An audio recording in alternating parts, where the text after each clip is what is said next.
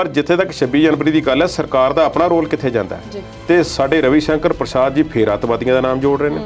अतवादी उत्थे कित्थे सन? हुण उन्होंने की नसीहतां दित्तियां ने कि उन्होंने कहा कि घर घर जाओ, पिंड पिंड जाओ, किसानां दे विच बैठो ते किसानां नूं गल समझाओ कि ये कानून जिहड़े ने तुहाडे भले वास्ते ने। कंगना रनौत भी उस दे विच है, भावें कि सरकार दी चहेती होवे ना होवे, पर अपने तौर ते हमायत तां कर रही सी ना।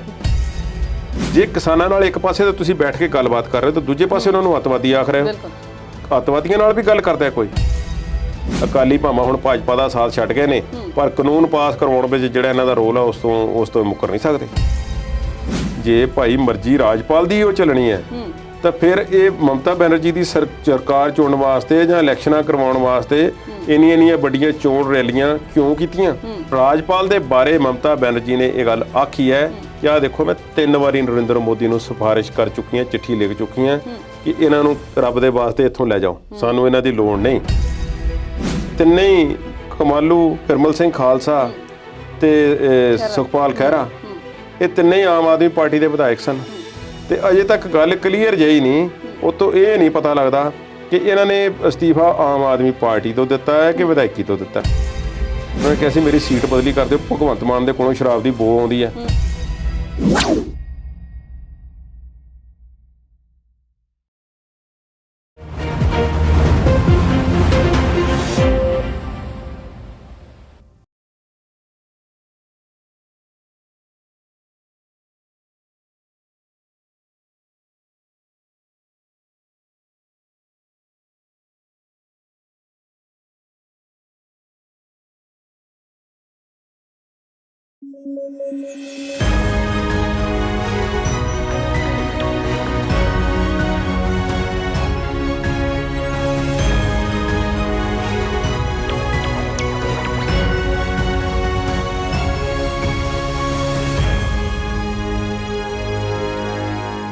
पंजाबी नैशनल टीवी देख रहे दर्शकों का स्वागत। मैं हाँ सवलीन कौर जस्सर ते प्रोग्राम है विचार चर्चा। अज के इस प्रोग्राम दे विच साडे नाल स्टूडियो च मौजूद होणगे साडे एक्सपर्ट सरदार कुलदीप सिंह हीर जी ते असीं उन्हां नाल गल करांगे पंजाब दी राजनीति दी ते किहड़ा मंत्री हुण फिर किसानां नूं अतवादी कह रहा ते मनोहर लाल खट्टर हुण की कह रहे ने।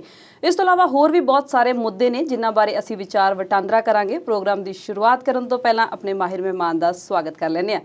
सत श्री अकाल कुलदीप जी, स्वागत करते हैं जी। सत श्री अकाल सवलीन। कुलदीप जी, प्रोग्राम की शुरुआत करते हैं फिर उही किसान अंदोलन तो जी, किहड़ा मंत्री है जिहड़ा हुण किसानां नूं फिर अतवादी कह रहा? किसानां दी गल चली है सवलीन जी, तो मैं इस तो पहला किसानां वास्ते आ दिन बड़े अहम हुंदे ने। 18 जून हो चुकी है तो अगले जिहड़े कुछ दिन ने जून महीने दे विच सब तो वड्डा दिन होवेगा। इन्हां दिनां तो बाद फिर दिन छोटे हुंदे जाणगे तो फिर जिहड़े गर्मी का प्रकोप है हौली हौली हौली घटता जाएगा। हालांकि ये नहीं कि गर्मी पैनी नहीं, गर्मी पैगी, पर किसानां नूं इस वेले सख्त लोड़ है। झोने की लवाई चल रही है, पानी की, बिजली की, तो जे किते कुदरत इस उपर मेहरबान हो जाए तो किसानां दी अद्धी समस्या जिहड़ी है वो हल हो जाती है। झोने की लवाई पंजाब विच पूरे जोर ते है। मॉनसून जिस दे बारे भारत के मौसम विभाग ने गल आखी सी कि ये थोड़ा जिहा इस बारी अर्ली आ सकता है तो दिल्ली विच तकरीबन पहुँचण वाला है, तो हुण वो जिहड़ी अनुमान जिहड़ा सी वो पिछे पै गया। कुछ खास तरह का सिस्टम जिहड़ा पंजाब विच मौजूद है, पश्चिमी सिस्टम है, वो जिहड़ा है मानसून दी हवावां नूं पंजाब जां दिल्ली आउण तो रोक रहा है तो इत्थे मानसून जिहड़ी है पिछे रुक गई, उसकी रफ्तार घटी हुई है।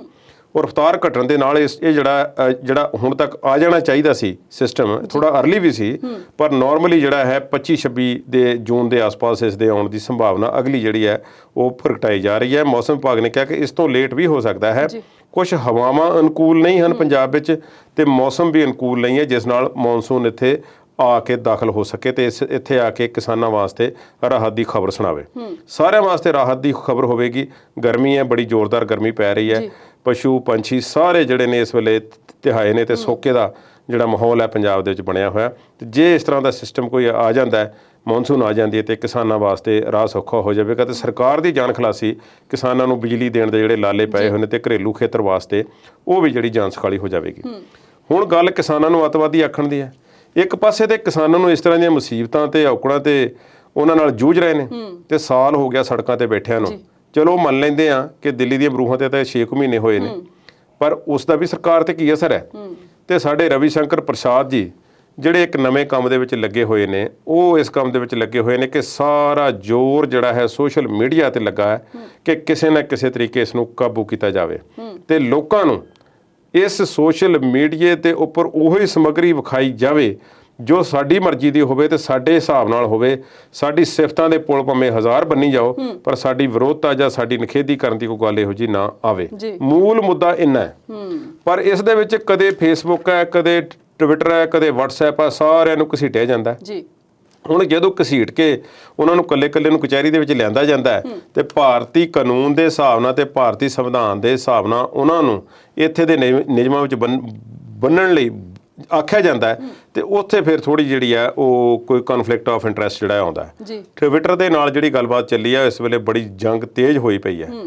ਟਵਿੱਟਰ ਦੇ ਵਿੱਚੋਂ ਕੁਝ ਭਾਰਤ ਸਰਕਾਰ ਦੇ ਚਹੇਤਿਆਂ ਦੇ ਖਾਤੇ ਜਿਹੜੇ ਸੀ ਕੋਈ ਸਮੇਂ ਤੋਂ ਬੰਦ ਪੈ ਗਏ। ਕੰਗਨਾ ਰਣੌਤ ਵੀ ਉਸ ਦੇ ਵਿੱਚ ਹੈ, ਭਾਵੇਂ ਕਿ ਸਰਕਾਰ ਦੀ ਚਹੇਤੀ ਹੋਵੇ ਨਾ ਹੋਵੇ, ਪਰ ਆਪਣੇ ਤੌਰ ਤੇ ਹਮਾਇਤ ਤਾਂ ਕਰ ਰਹੀ ਸੀ ਨਾ, ਉਸ ਦਾ ਵੀ ਖਾਤਾ ਬੰਦ ਹੋ ਗਿਆ। ਭਾਰਤ ਨੇ ਆਪਣੀ ਐਪ ਲਾਂਚ ਕੀਤੀ, ਉਹ ਜਿਸ ਵਿੱਚ ਹੋ ਸਕਦਾ ਸੀ ਕਿ ਮਰਜ਼ੀ ਨਾਲ ਉਸ ਨੂੰ ਮੋਨੀਟਰ ਕਰਦੇ, ਉਸ ਐਪ ਦੀ ਕੋਈ ਖਾਸ ਗੱਲ ਨਾ ਬਣੀ।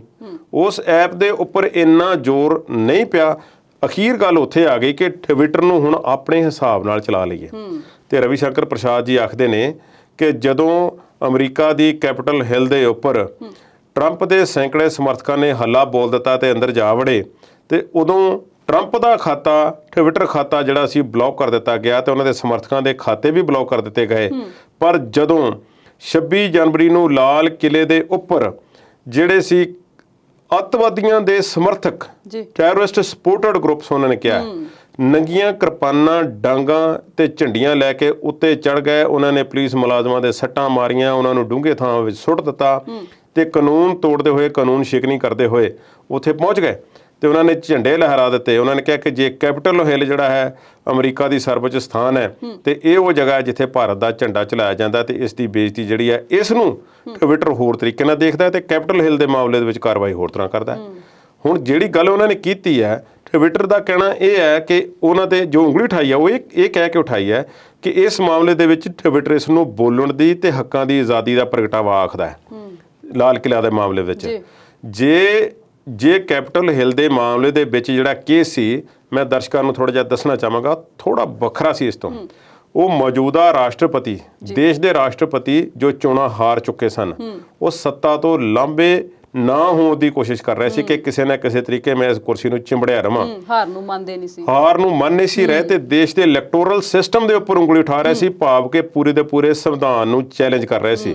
ਗੱਲ ਸਿਰਫ ਕੈਪੀਟਲ ਹਿੱਲ ਤੇ ਜਾਣ ਦੀ ਨਹੀਂ ਸੀ, ਪਰ ਉਹ ਉਕਸਾ ਰਹੇ ਸੀ ਲੋਕਾਂ ਨੂੰ ਕੋਈ ਇਹੋ ਜਿਹਾ ਕੰਮ ਕਰੋ ਜਿਸ ਨਾਲ ਜਿਹੜੀ ਮੇਰੀ ਗੱਦੀ ਬਚੀ ਰਵੇ। ਤੇ ਇਹ ਜਿਹੜੀਆਂ ਚੋਣਾਂ ਹੋਈਆਂ ਨੇ ਇਸ ਦੇ ਵਿੱਚ ਜੋ ਕਹਿ ਰਹੇ ਸੀ ਫਰਾਡ ਹੋ ਰਿਹਾ, ਅਖੀਰਲੀ ਮੂਵਮੈਂਟ ਤੇ ਦੁਨੀਆ ਦੇ ਇੱਕ ਜ਼ਿੰਮੇਵਾਰ ਬੰਦੇ ਵੱਲੋਂ, ਇੱਕ ਚੁਣੇ ਹੋਏ ਅਧਿਕਾਰੀ ਵੱਲੋਂ, ਉਸ ਮੌਕੇ ਤੇ ਜੋ ਰਾਸ਼ਟਰਪਤੀ ਵੀ ਸੀ ਤੇ ਦੇਸ਼ ਦੇ ਸਭ ਤੋਂ ਤਾਕਤਵਰ ਮੁਲਕ ਦਾ ਆਗੂ ਸੀ ਤੇ ਦੁਨੀਆ ਦਾ ਸਰਪੰਚ ਵੀ ਉਸ ਨੂੰ ਕਹਿ ਲਈਏ ਤੇ ਕੋਈ ਅਤਕਥਨੀ ਨਹੀਂ, ਤੇ ਜੋ ਇਸ ਤਰ੍ਹਾਂ ਦੇ ਗੈਰ ਜ਼ਿੰਮੇਵਾਰਾਨਾ ਬਿਆਨ ਦਿੰਦਾ ਹੈ, ਟਵਿੱਟਰ ਨੇ ਫਿਰ ਖਾਤਾ ਤੇ ਬੰਦ ਕਰਨਾ ਸੀ।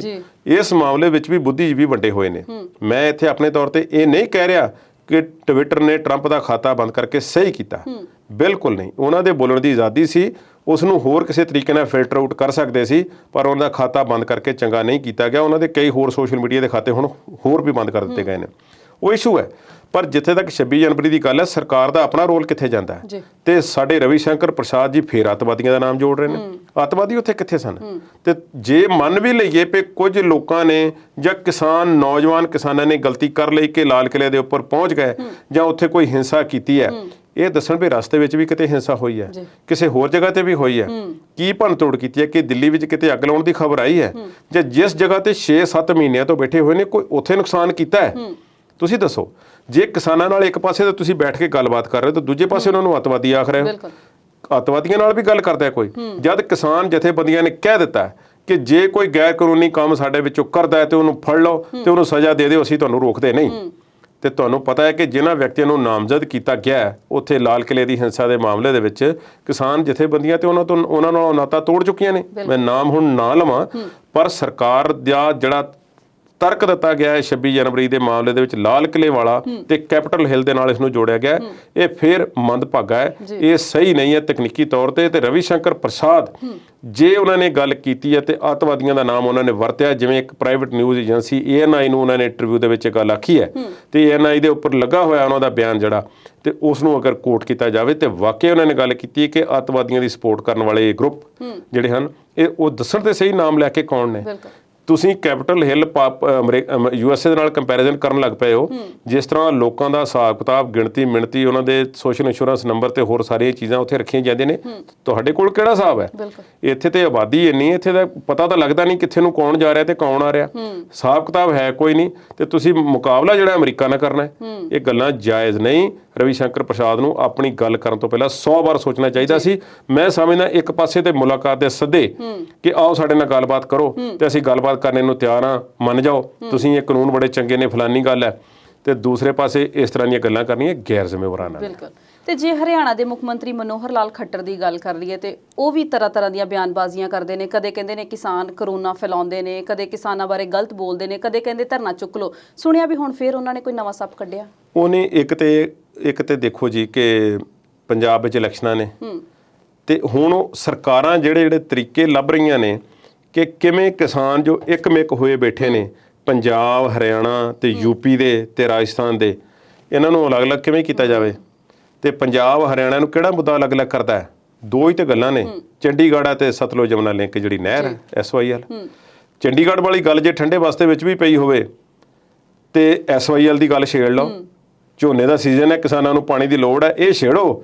ਤੇ ਹਰਿਆਣੇ ਵਾਲੇ ਆਪੇ ਪੰਜਾਬ ਵਾਲਿਆਂ ਦੇ ਗੱਲ ਪੈਣਗੇ ਉੱਥੇ ਕੋਈ ਨਾ ਕੋਈ ਗੱਲ ਤੇ ਚੱਲੂਗੀ ਬਿਲਕੁਲ ਮਨੋਹਰ ਲਾਲ ਖੱਟਰ ਜੀ ਕਹਿੰਦੇ ਨੇ ਕਿ SYL ਦੇ ਮੁੱਦੇ ਨੂੰ ਪੰਜਾਬ ਨੇ ਜਾਣ ਬੁੱਝ ਕੇ ਉਲਝਾਇਆ ਉਲਝਾਏ ਦਾ ਕੀ ਮਤਲਬ ਹੈ ਇਸ ਦੇ ਵਿੱਚ ਹੱਕ ਨੇ ਹਰ ਇੱਕ ਸਟੇਟ ਦੇ ਆਪਣੇ ਹੱਕ ਨੇ ਰਿਪੇਰੀਅਨ ਕਾਨੂੰਨ ਕੀ ਕਹਿੰਦਾ ਹੈ ਮਾਹਿਰ ਕੀ ਕਹਿੰਦੇ ਨੇ ਤੁਸੀਂ ਸਾਰੀਆਂ ਉਹਨਾਂ ਗੱਲਾਂ ਨੂੰ ਅੱਖੋਂ ਪਰੋਖਿਆਂ ਕਰਕੇ ਅਦਾਲਤੀ ਹੁਕਮ ਲਿਆ ਕੇ ਪੰਜਾਬ ਤੇ ਚਾੜ ਦਿੱਤੇ ਨੇ ਕੀ ਨਹੀਂ ਹੋਇਆ ਇਸ ਨਹਿਰ ਦੇ ਬਦਲੇ ਕਤਲੇਆਮ ਨਹੀਂ ਹੋਇਆ ਤੇ ਤੁਸੀਂ ਇਸ ਗੱਲ ਦੀ ਕਿਵੇਂ ਉਮੀਦ ਰੱਖ ਸਕਦੇ ਹੋ ਕਿ ਪੰਜਾਬ ਜਿਸ ਦੇ ਕੋਲ ਆਪਣੇ ਕੋਲ ਵਰਤੋਂ ਵਾਸਤੇ ਪੂਰਾ ਪਾਣੀ ਨਹੀਂ ਹੈ ਤੇ ਨਾਲਾਇਕ ਸਰਕਾਰਾਂ ਨੇ ਸਾਡੇ ਡੈਮਾਂ ਦੇ ਵਿੱਚ ਬੰਨਿਆ ਹੋਇਆ ਪਾਣੀ ਸਾਡੇ ਕਿਸਾਨਾਂ ਦੇ ਬੂਹੇ ਤੱਕ ਉਹਨਾਂ ਦੀਆਂ ਫਸਲਾਂ ਤੱਕ ਉਹਨਾਂ ਦੇ ਖੇਤਾਂ ਤੱਕ ਪਹੁੰਚਾਉਣ ਦਾ ਅੱਜ ਤੱਕ ਕੋਈ ਯਤਨ ਪ੍ਰੋਪਰ ਨਹੀਂ ਕੀਤਾ ਤੇ ਤੁਸੀਂ ਕਿਵੇਂ ਉਮੀਦ ਕਰ ਸਕਦੇ ਹੋ ਤੁਸੀਂ ਇਹ ਕਹੋ ਸਰਕਾਰਾਂ ਨੂੰ ਕਿ ਜਿੰਨਾ ਪਾਣੀ ਅਜਾਈ ਜਾ ਰਿਹਾ ਦਰਿਆਵਾਂ ਦੇ ਵਿੱਚ ਅੱਜ ਵੀ ਪਾਕਿਸਤਾਨ ਨੂੰ ਦਰਿਆ ਭਰੇ ਹੋਏ ਜਾ ਰਹੇ ਨੇ ਉਹਨਾਂ ਦਰਿਆਵਾਂ ਨੂੰ ਬੰਨ੍ਹ ਲਾਓ ਉਹਨਾਂ ਤੋਂ ਪਾਣੀ ਜਿਹੜਾ ਹੈ ਸਾਨੂੰ ਕਿਸਾਨਾਂ ਨੂੰ ਪੰਜਾਬ ਨੂੰ ਵੀ ਦਿਓ ਹਰਿਆਣੇ ਨੂੰ ਵੀ ਬਣਦਾ ਹੱਕ ਦਿਓ ਤੇ ਜੇ ਕੋਈ ਵੱਧ ਹੈ ਤੇ ਰਾਜਸਥਾਨ ਨੂੰ ਵੀ ਦਿਓ ਅੱਗੇ ਵੀ ਜਾਂਦਾ ਹੈ ਇਹ ਸਾਰੀਆਂ ਗੱਲਾਂ ਉਹਨਾਂ ਨੂੰ ਕਰਨ ਦੀ ਲੋੜ ਸੀ ਪਰ ਮਨੋਹਰ ਲਾਲ ਖੱਟਰ ਜੀ ਉੱਕ ਗਏ ਨੇ ਉਹਨਾਂ ਨੇ ਕਿਸਾਨਾਂ ਦੇ ਖਿਲਾਫ ਹੋਰ ਕਈ ਗੱਲਾਂ ਕੱਢ ਮਾਰੀਆਂ ਨੇ ਵਿਚਾਰਾਂ ਦੀ ਚਰਚਾ ਇਸੇ ਤਰ੍ਹਾਂ ਜਾਰੀ ਰੱਖਾਂਗੇ ਪਰ ਇਸ ਵੇਲੇ ਵੇਲਾ ਹੋ ਗਿਆ ਇੱਕ ਵਕਫੇ ਦਾ ਬਹੁਤ ਜਲਦ ਹਾਜ਼ਰ ਹੁੰਨੇ ਆ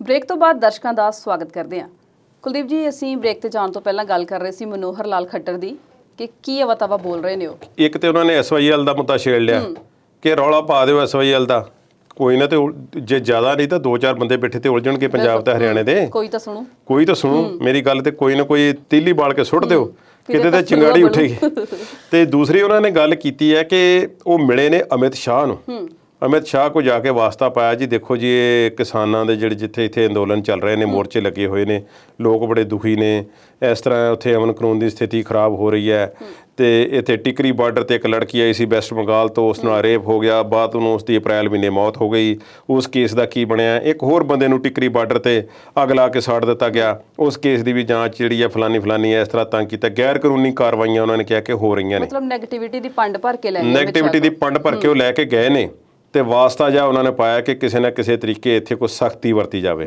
ਸੋ ਇਹ ਗੱਲ ਤੇ ਕਈ ਮੀਡੀਆ ਸੰਸਥਾਨਾਂ ਨੇ ਗੱਲ ਕੀਤੀ ਆ ਕਿ ਇਹ ਸਖਤੀ ਵਰਤੀ ਜਾ ਸਕਦੀ ਹੈ ਕਿ ਹੋ ਸਕਦਾ ਹੈ ਕਿ ਅਮਨ ਕਾਨੂੰਨ ਦੀ ਇੱਕ ਤੇ ਜਿਹੜੇ ਕਿਸਾਨਾਂ ਨੇ ਉੱਥੇ ਰਹਿਣ ਬਸੇਰੇ ਬਣਾਏ ਨੇ ਰਹਿਣ ਬਸੇਰੇ ਕਈਆਂ ਨੇ ਕਿਸਾਨਾਂ ਨੇ ਪੱਕੇ ਬਣਾ ਲਏ ਨੇ ਇੱਟਾਂ ਲਾ ਲਈਆਂ ਚਣਾਈ ਕਰ ਲਈ ਹੈ ਉਹਨਾਂ ਤੇ ਵੀ ਪਰਚੇ ਵਗੈਰਾ ਦਰਜ ਹੋਏ ਨੇ ਸੋ ਕਿਸਾਨਾਂ ਨੂੰ ਇਸ ਗੱਲ ਦੀ ਤਾਂ ਬਹੁਤੀ ਫਿਕਰ ਨਹੀਂ ਹੈ ਪਰ ਸਰਕਾਰ ਸਖਤੀ ਕਰ ਰਹੀ ਹੈ ਆਪੋ ਆਪਣੇ ਤਰੀਕਿਆਂ ਦੇ ਨਾਲ ਹੁਣ ਮਨੋਹਰ ਲਾਲ ਖੱਟਰ ਉਹਨਾਂ ਨੇ ਇੱਕ ਵਾਸਤਾ ਜਿਹਾ ਪਾਇਆ ਅਮਿਤ ਸ਼ਾਹ ਦੇ ਅੱਗੇ ਤੇ ਅਸਲ ਜਿਹੜੀ ਗੱਲ ਹੈ ਉਹ ਇਹ ਹੈ ਕਿ ਭਾਜਪਾ ਦੇ ਆਗੂਆਂ ਨੂੰ ਹਰਿਆਣੇ ਦੇ ਵਿੱਚ ਕਿਉਂਕਿ ਪੰਜਾਬ ਵਿੱਚ ਤੇ ਭਾਜਪਾ ਦੇ ਆਗੂ ਇੰਨੇ ਖੁੱਲ੍ਹੇਆਮ ਸ਼ਰੇਆਮ ਨਹੀਂ ਫਿਰ ਰਹੇ। ਜੀ ਹਰਿਆਣੇ ਵਿੱਚ ਤੇ ਉਹਨਾਂ ਦੀ ਸਰਕਾਰ ਹੈ ਤੇ ਪੁਲਿਸ ਪ੍ਰੋਟੈਕਸ਼ਨ ਵੀ ਹੈ ਤੇ ਕਿਸਾਨਾਂ ਤੇ ਡਾਂਗਾਂ ਵੀ ਚਲਾਈਆਂ ਨੇ, ਪਰ ਅਸਲ ਵਿੱਚ ਉਹਨਾਂ ਨੂੰ ਅਸਲ ਜਿਹੜੀ ਤਕਲੀਫ ਇਹ ਹੈ ਕਿ ਬਾਹਰ ਨਿਕਲਣਾ ਔਖਾ ਹੋਇਆ ਪਿਆ ਚੂੜੀ ਉੱਥੇ ਵੀ ਕੱਸੀ ਹੈ ਤੇ ਚੂੜੀ ਬਹੁਤ ਕੱਸੀ ਹੋਈ ਹੈ ਕਿਸਾਨਾਂ ਨੇ।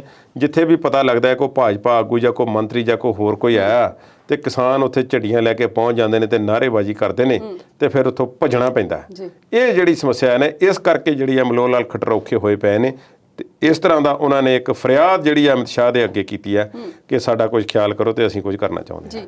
ਤੁਸੀਂ ਅਮਿਤ ਸ਼ਾਹ ਦੀ ਗੱਲ ਕਰ ਰਹੇ ਆ ਤੇ ਅਸੀਂ ਤੇ ਇਹ ਵੀ ਸੁਣਿਆ ਵੀ ਅਮਿਤ ਸ਼ਾਹ ਨੇ ਪੰਜਾਬ ਦੇ ਭਾਜਪਾ ਆਗੂਆਂ ਨੂੰ ਵੀ ਕੋਈ ਨਸੀਹਤ ਦਿੱਤੀ ਹੈ, ਪੁੜੀ ਦਿੱਤੀ ਕੋਈ ਉਹਨਾਂ ਨੂੰ। ਉਹ ਇੱਕ ਤੇ ਇਸ ਗੱਲੋਂ ਨਾ ਖੁਸ਼ ਨੇ ਕਿ ਅਸੀਂ ਭਾਈ ਜਿੰਨਾ ਤੁਹਾਨੂੰ ਅਸੀਂ ਆਗੂ ਆਪਣੇ ਸਮਝਦੇ ਸੀ ਪੰਜਾਬ ਦੇ ਭਾਜਪਾ ਆਗੂਆਂ ਨੂੰ, ਤੁਸੀਂ ਤੇ ਬੋਲਦੇ ਨਹੀਂ, ਤੁਸੀਂ ਤੇ ਮੂੰਹ ਨਹੀਂ ਖੋਲਦੇ, ਘਰਾਂ 'ਚ ਵੜ ਕੇ ਬਹਿ ਗਏ ਹੋ। ਹਾਲਾਂਕਿ ਗੱਲ ਸੱਚ ਨਹੀਂ, ਉਹਨਾਂ ਵਿੱਚੋਂ ਦੋ ਹਨ ਜਿਹੜੇ ਮੂੰਹ ਖੋਲਦੇ ਨੇ। ਫਾਜ਼ਿਲਕਾ ਦੇ ਵਿੱਚ ਸੁਰਜੀਤ ਕੁਮਾਰ ਜਿਆਣੀ ਇੱਕ ਪ੍ਰੈਸ ਕਾਨਫਰੰਸ ਕਰ ਰਹੇ ਸੀ, ਉੱਥੋਂ ਉਹਨਾਂ ਨੂੰ ਭੱਜਣਾ ਪਿਆ ਤੇ ਕਿਸਾਨ ਉਹਨਾਂ ਦੇ ਮਗਰ ਭੱਜੇ ਨੇ। ਹੁਣ ਹਰਜੀਤ ਸਿੰਘ ਗਰੇਵਾਲ ਬੋਲਦੇ ਨੇ, ਸ਼ਰੇਆਮ ਬੋਲਦੇ ਨੇ, ਪਰ ਅਨਿਲ ਕੁਮਾਰ ਜੋਸ਼ੀ ਤੇ ਮਾਸਟਰ ਮੋਹਨ ਲਾਲ ਜਿਹੜੇ ਨੇ ਉਹ ਖਿਲਾਫ ਬੋਲੇ ਨੇ। ਉਹਨਾਂ ਨੇ ਕਿਹਾ ਕਿ ਸੁਣਨੀ ਚਾਹੀਦੀ ਕਿਸਾਨਾਂ ਦੀ ਗੱਲ, ਕਿਸਾਨਾਂ ਦੀ ਗੱਲ ਕਿਉਂ ਨਹੀਂ ਸੁਣਦੇ। ਨਾਲ ਦੀ ਨਾਲ ਉਹਨਾਂ ਨੇ ਭਾਜਪਾ ਦੇ ਆਗੂਆਂ ਨੂੰ ਵੀ ਗੱਲ ਆਖੀ ਹੈ ਕਿ ਤੁਸੀਂ ਭਾਈ ਤੁਸੀਂ ਇਹਨਾਂ ਦੀ ਗੱਲ ਜੇ ਤੁਸੀਂ ਦਿੱਲੀ ਜਾਂਦੇ ਹੋ ਭਾਜਪਾ ਦੀ ਕੇਂਦਰੀ ਕਮਾਂਡ ਦੇ ਕੋਲ ਤੇ ਉਹਨਾਂ ਦੇ ਮੋਹਰੇ ਕਿਸਾਨਾਂ ਦਾ ਪੱਖ ਜਾ ਕੇ ਰੱਖੋ, ਉਹਨਾਂ ਨੂੰ ਸਮਝਾਓ ਇਹ ਕਿਸਾਨ ਨੇ, ਇਹ ਹੋਰ ਕੋਈ ਨਹੀਂ। ਪਰ ਉਹਨਾਂ ਦੀ ਗੱਲ ਵੀ ਸੁਣੀ ਨਹੀਂ ਜਾ ਰਹੀ। ਤੇ ਹੁਣ ਜਦੋਂ ਫਿਰ ਅਮਿਤ ਸ਼ਾਹ ਨੂੰ ਮਿਲੇ ਨੇ ਇਹ ਆਗੂ, ਤੇ ਪੰਜਾਬ ਦੇ ਜਿਹੜੇ ਆਗੂ ਨੇ ਭਾਜਪਾ ਦੇ ਅਸ਼ਵਨੀ ਸ਼ਰਮਾ ਨੇ ਤੇ ਦੁਸ਼ਯੰਤ ਗੌਤਮ ਨੇ ਇੰਚਾਰਜ, ਇਹ ਮਿਲੇ ਨੇ ਜਾ ਕੇ ਤੇ ਇਹਨਾਂ ਨਾਲ ਗੱਲਾਂ ਬਾਤਾਂ ਜਿਹੜੀਆਂ ਕੀਤੀਆਂ ਨੇ। ਤੇ ਜਦੋਂ ਅਨਿਲ ਕੁਮਾਰ ਜੋਸ਼ੀ ਨੂੰ ਪੁੱਛਿਆ ਗਿਆ ਕਿ ਕੋਈ ਇਸ ਤਰ੍ਹਾਂ ਦੀ ਮੀਟਿੰਗ ਹੋਈ, ਉਹਨੇ ਕਿਹਾ ਕਿ ਮੈਨੂੰ ਕੋਈ ਸੱਦਾ ਨਹੀਂ ਮਿਲਿਆ, ਨਾ ਮੈਨੂੰ ਪਹਿਲਾਂ ਕੋਈ ਸੱਦਾ ਮਿਲਿਆ ਤੇ ਨਾ ਕੋਈ ਹੁਣ ਮਿਲਿਆ, ਇਸ ਕਰਕੇ ਮੈਨੂੰ ਇਹਦੇ ਬਾਰੇ ਕੁਝ ਪਤਾ ਨਹੀਂ ਹੈ, ਪਰ ਦੇਖੋ ਗੱਲ ਕੋਈ ਕਰਨੀ ਚਾਹੀਦੀ ਹੈ। ਹੁਣ ਉਹਨਾਂ ਨੇ ਕੀ ਨਸੀਹਤਾਂ ਦਿੱਤੀਆਂ ਨੇ ਅਮਿਤ ਸ਼ਾਹ ਨੇ, ਕਥਿਤ ਤੌਰ ਤੇ ਦੱਸਿਆ ਗਿਆ ਕਿ ਉਹਨਾਂ ਨੇ ਕਿਹਾ ਕਿ ਘਰ ਘਰ ਜਾਓ, ਪਿੰਡ ਪਿੰਡ ਜਾਓ, ਕਿਸਾਨਾਂ ਦੇ ਵਿੱਚ ਬੈਠੋ ਤੇ ਕਿਸਾਨਾਂ ਨੂੰ ਗੱਲ ਸਮਝਾਓ ਕਿ ਇਹ ਕਾਨੂੰਨ ਜਿਹੜੇ ਨੇ ਤੁਹਾਡੇ ਭਲੇ ਵਾਸਤੇ ਨੇ, ਇਹਨਾਂ ਦੇ ਫਾਇਦੇ ਗਿਣਵਾਓ। ਉਹਨਾਂ ਨੇ ਇਹ ਨਹੀਂ ਕਿਹਾ ਫਿਰ ਅੱਗੋਂ ਡਾਂਗਾ ਵੀ ਖਾਓ। ਉਹ ਸ਼ਾਇਦ ਠੀਕ ਹੈ, ਉਹ ਉਹਨਾਂ ਨੇ ਪੱਖ ਤੇ ਆਪਣਾ ਰੱਖਿਆ ਹੋਵੇਗਾ, ਪਰ ਬੇਸਿਕਲੀ ਨਾਲ ਇੱਕ ਅੰਦਰਲੇ ਸੂਤਰ ਤੋਂ ਇਹ ਵੀ ਖਬਰ ਆਈ ਹੈ, ਉਹਨਾਂ ਨੇ ਦੱਸਿਆ ਹੈ ਕਿ ਡਰ ਕਿਸ ਗੱਲ ਦਾ ਤੁਹਾਨੂੰ 10 ਤੁਹਾਨੂੰ ਗਨਮੈਨ ਦਿੱਤੇ ਹੋਏ ਨੇ ਤੇ ਫਿਰ ਵੀ ਘਬਰਾਉਂਦੇ ਹੋ ਲੋਕਾਂ ਵਿੱਚ ਜਾਣ ਤੋਂ। ਹੁਣ ਇਹਦਾ ਕੀ ਮਤਲਬ ਹੈ ਕਿ ਗਨਮੈਨ ਜਿਹੜੇ ਨੇ, ਹੁਣ ਲੋਕ ਜਿਸ ਤਰ੍ਹਾਂ ਦਾ ਵਿਰੋਧ ਭਾਜਪਾ ਆਗੂਆਂ ਦਾ ਪੰਜਾਬ ਦੇ ਵਿੱਚ ਹੋ ਰਿਹਾ ਹੈ ਤੇ ਜਿਸ ਤਰ੍ਹਾਂ ਦੀਆਂ ਚਾਲਾਂ ਉਹਨਾਂ ਨੇ ਪਿਛਲੇ ਦਿਨਾਂ ਵਿੱਚ ਚੱਲੀਆਂ ਨੇ, ਮਨੋਹਰ ਲਾਲ ਖੱਟਰ ਨਾਲ ਵੀ ਮੀਟਿੰਗ ਹੋਈ ਹੈ, ਪੰਜਾਬ ਦੇ ਭਾਜਪਾ ਆਗੂਆਂ ਨਾਲ ਵੀ ਹੋਈ ਹੈ ਤੇ 6 ਸਿੱਖ ਬੁੱਧੀਜੀਵੀ ਪੜ੍ਹੇ ਲਿਖੇ ਸਿਆਣੇ ਲੋਕ ਜਿਹੜੇ ਨੇ ਉਹ ਲਿਜਾ ਕੇ ਦਿੱਲੀ ਮਿਲਾ ਦਿੱਤੇ ਨੇ। ਹਾਲਾਂਕਿ ਜਾ ਕੇ ਦਿੱਲੀ ਉਹਨਾਂ ਨੂੰ ਭਾਜਪਾ 'ਚ ਸ਼ਾਮਲ ਕੀਤਾ ਗਿਆ, ਪਰ ਹੈਰਾਨੀ ਦੀ ਗੱਲ ਹੈ ਕਿ ਉੱਥੇ ਕੋਈ ਕੇਂਦਰੀ ਵਜ਼ੀਰ ਜਾਂ ਕੋਈ ਕੇਂਦਰੀ ਆਗੂ ਇੱਕ ਵੀ ਮੌਜੂਦ ਨਹੀਂ ਸੀ। ਉਹੀ ਜਿਨ੍ਹਾਂ ਦੇ ਮੈਂ ਪਹਿਲਾਂ ਨਾਮ ਲਏ ਨੇ ਪੰਜਾਬ ਭਾਜਪਾ ਦੇ ਆਗੂ ਜਿਹੜੇ ਨੇ ਅਸ਼ਵਨੀ ਸ਼ਰਮਾ ਤੇ ਉਹ ਦੂਸਰੇ ਉਹਨਾਂ ਦੇ ਨਾਲ ਇੰਚਾਰਜ ਦੁਸ਼ਯੰਤ ਗੌਤਮ, ਇਹ ਦੋਨੇ ਸਨ ਤੇ ਉਹਨਾਂ ਦੀ ਹਾਜ਼ਰੀ ਲਵਾ ਦਿੱਤੀ ਹੈ। ਉਹਨਾਂ ਵਿੱਚੋਂ ਇੱਕ ਸਾਬਕਾ ਆਲ ਇੰਡੀਆ ਸਿੱਖ ਸਟੂਡੈਂਟ ਤੇ ਫੈਡਰੇਸ਼ਨ ਦੇ ਪ੍ਰਧਾਨ ਨੇ ਤੇ ਇੱਕ ਹੋਰ ਵਿਅਕਤੀ ਨੇ। ਇਹ ਸਾਰੇ ਬੁੱਧੀਜੀਵੀ, ਸੋ ਕਾਲਡ ਬੁੱਧੀਜੀਵੀ ਪੰਜਾਬ ਭਾਜਪਾ ਦੇ ਵਿੱਚ ਸ਼ਾਮਲ ਹੋਏ ਨੇ ਤੇ ਇਹਨਾਂ ਨੇ ਹੁਣ ਜਿਹੜਾ ਝੰਡਾ ਫੜਨਾ ਹੈ ਭਾਜਪਾ ਦਾ, ਹੁਣ ਦੇਖਦੇ ਹਾਂ ਕਿ ਕੱਲੇ ਨੂੰ 11 ਗਨਮੈਨ ਜਿਹੜੇ ਨੇ ਇਹ ਕੇਂਦਰੀ ਰਿਜ਼ਰਵ ਪੁਲਿਸ ਦੇ ਮਿਲਣਗੇ ਕਿ ਪੰਜਾਬ ਪੁਲਿਸ ਦੇ ਮਿਲਣਗੇ ਜਾਂ ਕੋਈ ਹੋਰ ਉਹਨਾਂ ਨੂੰ ਆਰਮਡ ਕੋਈ ਤੋਪ ਲੈ ਕੇ ਦਿੱਤੀ ਜਾਵੇਗੀ ਜਿਸ ਨਾਲ ਲੋਕਾਂ ਦਾ ਮੁਕਾਬਲਾ ਕਰਨਾ। ਤੁਸੀਂ ਇੰਨੀਆਂ ਤਿਆਰੀਆਂ ਜੋ ਕਰ ਰਹੇ ਹੋ, ਪੰਜਾਬ ਵਿੱਚ ਇਲੈਕਸ਼ਨਾਂ ਆ ਰਹੀਆਂ ਨੇ, ਪੰਜਾਬ ਦੇ ਵਿੱਚ ਤੁਸੀਂ ਉਮੀਦਵਾਰ ਆਪਣੇ ਖੜੇ ਕਰਨੇ ਨੇ, ਇੱਥੇ ਕੁਝ ਨਾ ਕੁਝ ਮਾੜੀ ਘਟਨਾ ਵੀ ਹੋ ਸਕਦੀ ਹੈ। ਜਿਸ ਤਰ੍ਹਾਂ ਦਾ ਕਿਸਾਨਾਂ ਦੇ ਵਿੱਚ ਗੁੱਸਾ ਹੈ, ਇਸ ਗੱਲ ਨੂੰ ਸਮਝਣ ਤੋਂ ਬਿਲਕੁਲ ਇਨਕਾਰੀ ਨੇ ਕੇਂਦਰੀ ਹਾਈ ਕਮਾਂਡ ਤੇ ਭਾਜਪਾ ਸਰਕਾਰ ਤੇ ਪੰਜਾਬ ਭਾਜਪਾ ਦੇ ਆਗੂ ਕਿ ਜਿਹੜੇ ਸੜਕਾਂ ਤੇ ਬੈਠੇ ਹੋਏ ਨੇ ਇਹ ਵੀ ਇਨਸਾਨ ਨੇ। ਔਰ ਗੁਰਨਾਮ ਸਿੰਘ ਝੜੂਨੀ ਉਹਨਾਂ ਨੇ ਗੱਲ ਆਖੀ ਹੈ, ਮਨੋਹਰ ਲਾਲ ਖੱਟਰ ਨੂੰ ਵੀ ਉਹਨਾਂ ਨੇ ਵੰਗਾਰਿਆ ਕਿ ਝੂਠ ਨਾ ਫੈਲਾਓ ਅਮਿਤ ਸ਼ਾਹ ਦੇ ਕੋਲ ਜਾ ਕੇ। 500 ਤੋਂ ਵੱਧ ਸਾਡੇ ਸਾਥੀ ਮਾਰੇ ਜਾ ਚੁੱਕੇ ਨੇ ਤੇ ਤੁਸੀਂ ਇੱਕ ਦੋ ਕੇਸਾਂ ਦੀ ਗੱਲ ਕਰਦੇ ਹੋ। ਤੁਸੀਂ ਕਹਿ ਰਹੇ ਹੋ ਕਿ ਫਲਾਨਾ ਮਾਰਿਆ ਗਿਆ ਸੀ ਤੇ ਉਹਦਾ ਕੇਸ ਚੱਲਣਾ ਚਾਹੀਦਾ, ਚਲਾਓ, ਤੁਹਾਨੂੰ ਰੋਕਿਆ ਕਿਹਨੇ? ਕਿਸਾਨ ਤੇ ਪਹਿਲਾਂ ਤੋਂ ਗੱਲ ਕਹਿੰਦੇ ਨੇ, ਪਰ ਹੁਣ ਜਦੋਂ ਕਿਸਾਨਾਂ ਦੀ ਗੱਲ ਸੁਣੀ ਜਾਣੀ ਚਾਹੀਦੀ ਹੈ, ਉਹਨਾਂ ਨਾਲ ਕੋਈ ਗੱਲਬਾਤ ਤੁਰਨੀ ਚਾਹੀਦੀ ਹੈ। ਹੁਣ ਇੱਕ ਪਾਸਿਓਂ ਤੁਸੀਂ ਉਹਨਾਂ ਨੂੰ ਫਿਰ ਅੱਤਵਾਦੀ ਕਹਿ ਰਹੇ ਹੋ, ਦੂਸਰੇ ਪਾਸੇ ਉਹਨਾਂ ਤੇ ਸ਼ਿਕੰਜਾ ਕੱਸ ਰਹੇ ਹੋ, ਤੀਸਰੇ ਪਾਸੇ ਕੋਈ ਸਿੱਖ ਬੁੱਧੀਜੀਵੀ ਪੰਜਾਬ ਚੋਂ ਪਿਕ ਕਰਕੇ ਦੁਨੀਆ ਨੂੰ ਦਿਖਾਉਣਾ ਚਾਹੁੰਦੇ ਹੋ ਕਿ ਸਾਡਾ ਸੈਕੂਲਰ ਫੇਸ ਹੈ। ਤੇ ਕਰਨਾ ਕੀ ਚਾਹੁੰਦੇ ਹੋ? ਤੇ ਪੰਜਾਬ ਦੇ ਵਿੱਚ ਚੋਣਾਂ ਦੀ ਤਿਆਰੀ ਵਾਸਤੇ ਤੁਸੀਂ ਹੁਣ ਕੱਲੀ ਧਿਰ ਰਹਿ ਗਏ ਹੋ ਤੇ ਪਹਿਲਾਂ ਤੇ ਅਕਾਲੀ ਦਲ ਦੇ ਨਾਲ ਇਹਨਾਂ ਦਾ ਗੱਠਜੋੜ ਸੀ ਤੇ ਇਸ ਵੇਲੇ ਕੋਈ ਪਾਰਟੀ ਗੱਠਜੋੜ ਕਰਕੇ ਆਪਣਾ ਆਪ ਖਰਾਬ ਵੀ ਨਹੀਂ ਕਰਨਾ ਚਾਹੁੰਦੀ ਤੇ ਪੰਜਾਬ ਦੇ ਵਿੱਚੋਂ ਵੱਡਾ ਚਿਹਰਾ ਵੀ ਤੁਹਾਡੇ ਨਾਲ ਨਹੀਂ ਕੋਈ ਜੁੜਨਾ ਚਾਹੁੰਦਾ ਤੇ ਫਿਰ ਤੁਸੀਂ ਹਾਸਲ ਕੀ ਕਰਨਾ ਹੈ? ਹੁਣ ਉਹ ਚਿਹਰਾ ਕੋਈ ਨਹੀਂ, ਜਿਹੜੇ ਵਿਅਕਤੀ ਸ਼ਾਮਲ ਕੀਤੇ ਨੇ ਉਹਨਾਂ ਵਿੱਚੋਂ ਵੀ ਕੋਈ ਕਰਾਊਡ ਪੁਲਰ ਨਹੀਂ ਹੈ, ਕੋਈ ਇਸ ਤਰ੍ਹਾਂ ਦਾ ਨਹੀਂ ਹੈ ਕਿ ਜਿਸ ਦੇ ਮਗਰ ਬਹੁਤ ਸਾਰੇ ਲੋਕ ਲੱਗ ਜਾਣ।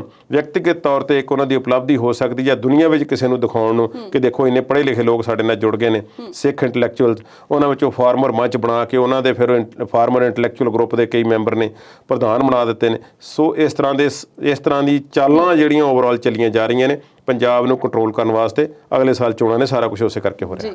ਭਾਜਪਾ ਆਗੂਆਂ ਦਾ ਕਿਸਾਨ ਵਿਰੋਧ ਕਰ ਰਹੇ, ਗੱਲ ਸਮਝ ਆਉਂਦੀ ਹੈ, ਸਾਰਿਆਂ ਦੀ ਸਮਝ ਆਉਂਦੀ, ਪਰ ਅਕਾਲੀ ਵੀ ਦਬੱਲੇ ਜਾ ਰਹੇ। ਸੁਣਿਆ ਚੰਦੂ ਮਾਜਰੇ ਨੂੰ ਘੇਰ ਲਿਆ। ਚੰਦੂ ਮਾਜਰਾ ਸਾਹਿਬ ਦੀ ਸਥਿਤੀ ਇਸ ਵੇਲੇ ਥੋੜੀ ਜਿਹੀ ਅਜੀਬੋ-ਗਰੀਬ ਹੈ। ਜੇ ਰਵਨੀਤ ਬਿੱਟੂ ਦੀ ਗੱਲ ਤੇ ਯਕੀਨ ਕਰੀਏ 1 ਮਿੰਟ ਵਾਸਤੇ, ਵੈਸੇ ਮੈਨੂੰ ਨਹੀਂ ਹੈ, ਉਹਨਾਂ ਨੇ ਕਿਹਾ ਕਿ ਦੇਖੋ ਚੰਦੂ ਮਾਜਰਾ ਸਾਹਿਬ ਨੂੰ ਜਿਹੜਾ ਹੈ ਉਹਨਾਂ ਨੂੰ ਖੂੰਜੇ ਲਾਈਨ ਲਾ ਦਿੱਤਾ ਗਿਆ ਤੇ ਜਿਹੜੀ ਉਹਨਾਂ ਦੀ ਸੀਟ ਸੀ ਉਸ ਨੂੰ ਜਿਹੜਾ ਸੀ ਬਹੁਜਨ ਸਮਾਜ ਪਾਰਟੀ ਨੂੰ ਸਮਝੌਤੇ ਵਿੱਚ ਦੇ ਦਿੱਤਾ ਗਿਆ। ਤੇ ਉਹ ਇੰਨੇ ਪੁਰਾਣੇ ਆਗੂ ਨੇ, ਉਹ ਤੇ ਵਿਚਾਰੇ ਚੰਦੂ ਮਾਜਰਾ ਜੀ ਤੇ ਬੜੇ ਨਾਈਸ ਫੈਲੋ ਇਸ ਤਰ੍ਹਾਂ ਦੇ ਲਫ਼ਜ਼ ਵਰਤਦੇ ਨੇ। ਹੁਣ ਗੱਲ ਇਹ ਆ, ਉਹ ਇੱਕ ਰਵਨੀਤ ਬਿੱਟੂ ਵਾਲਾ ਇੱਕ ਵੱਖਰਾ ਮਸਲਾ, ਅਸੀਂ ਉਹ ਗੱਲ ਨਹੀਂ ਕਰਦੇ, ਪਰ ਚੰਦੂ ਮਾਜਰੇ ਨੇ ਵੀ ਨਵਾਂ ਘਰ ਤਲਾਸ਼ਣਾ ਸ਼ੁਰੂ ਕਰ ਦਿੱਤਾ। ਪਟਿਆਲਾ ਦੇ ਘਨੌਰ ਹਲਕੇ ਦੇ ਵਿੱਚ ਇੱਕ ਗੁਰਦੁਆਰਾ ਸਾਹਿਬ ਵਿਖੇ ਉਹਨਾਂ ਨੇ ਇੱਕ ਮੀਟਿੰਗ ਰੱਖ ਲਈ, ਜਿੱਥੇ ਉਹਨਾਂ ਨੇ ਕੋਸ਼ਿਸ਼ ਕੀਤੀ ਕਿ ਕੁਝ ਅਕਾਲੀ ਵਰਕਰਾਂ ਨੂੰ ਇਕੱਠੇ ਕਰ ਲਈਏ ਤੇ ਫਿਰ ਉੱਥੇ ਇਕੱਠੇ ਕਰਕੇ ਤੇ ਉਹਨਾਂ ਨਾਲ ਕੋਈ ਗੱਲਬਾਤ ਰਣਨੀਤੀ ਉਲੀਕੀ ਜਾਵੇ ਤੇ ਉਮੀਦਵਾਰੀ ਦੀ ਦਾਅਵੇਦਾਰੀ ਪੇਸ਼ ਕੀਤੀ ਜਾਵੇ। ਇਸ ਤੋਂ ਪਹਿਲਾਂ ਕੁਝ ਦਿਨ ਪਹਿਲਾਂ ਅਕਾਲੀ ਇੱਕ ਜਗ੍ਹਾ ਤੇ ਇਕੱਤਰ ਹੋਏ ਨੇ, ਕੁਝ ਮੀਟਿੰਗਾਂ ਕੀਤੀਆਂ ਨੇ ਤੇ ਮਾਰਚ ਵੀ ਕੀਤਾ ਹੈ ਕੈਪਟਨ ਸਾਹਿਬ ਦੇ ਫਾਰਮ ਹਾਊਸ ਵੱਲ ਨੂੰ, ਉਸ ਵਿੱਚ ਵੀ ਚੰਦੂ ਮਾਜਰਾ ਸ਼ਾਮਲ ਨਹੀਂ ਸਨ। ਸੋ ਚੰਦੂ ਮਾਜਰਾ, ਇਹ ਤੇ ਗੱਲ ਪੱਕੀ ਹੈ ਕਿ ਉਹ ਬਾਦਲ ਸਾਹਿਬ ਦੇ ਗਰੁੱਪ ਦੇ ਨਹੀਂ ਹਨ, ਉਹ ਹੋਰ ਗਰੁੱਪ ਨਾਲ ਸੰਬੰਧਿਤ ਸਨ। ਉਹ ਭਾਵੇਂ ਕਿ ਮੁੱਖ ਧਾਰਾ ਦੇ ਵਿੱਚ ਰਹੇ ਨੇ, ਅਕਾਲੀਆਂ ਦੀ ਮੋਹਰਲੀ ਸਫ਼ ਦੇ ਵਿੱਚ ਹੁਣ ਤੱਕ ਰਹੇ ਨੇ, ਪਰ ਹੋ ਸਕਦਾ ਹੈ ਕਿ ਹੌਲੀ ਹੌਲੀ ਉਹਨਾਂ ਨੂੰ ਲਾਂਭੇ ਕਰਨ ਦਾ ਜਿਹੜਾ ਹੈ ਉਹ ਤੌਰ ਤਰੀਕੇ ਘੜੇ ਜਾਂਦੇ ਹੋਣ। ਤੇ ਕੱਲ ਜੋ ਹੋਇਆ ਪਟਿਆਲੇ ਦੇ ਵਿੱਚ ਘਨੌਰ ਦੇ ਵਿੱਚ, ਉਹ ਗੁਰਦੁਆਰਾ ਸਾਹਿਬ ਜਦੋਂ ਮੀਟਿੰਗ ਕਰ ਰਹੇ ਸੀ ਤੇ ਬੈਠੇ ਕਰ ਰਹੇ ਸੀ ਤੇ ਲਾਗੇ ਇੱਕ ਟੋਲ ਪਲਾਜ਼ੇ ਦੇ ਉੱਪਰ ਕਿਸਾਨ ਪੱਕੇ ਧਰਨਾ ਲਾ ਕੇ ਬੈਠੇ ਹੋਏ ਸਨ।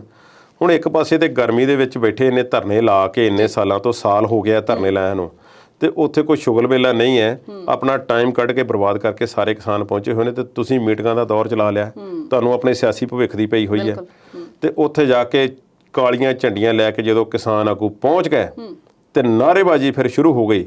ਨਾਅਰੇਬਾਜ਼ੀ ਜਿਹੜੀ ਸੀ ਓਵਰਆਲ ਇਹ ਚੰਦੂ ਮਾਜਰੇ ਦੇ ਖਿਲਾਫ ਨਹੀਂ, ਪਰ ਓਵਰਆਲ ਆਗੂਆਂ ਦੇ ਖਿਲਾਫ ਹੀ ਹੋਈ ਆ।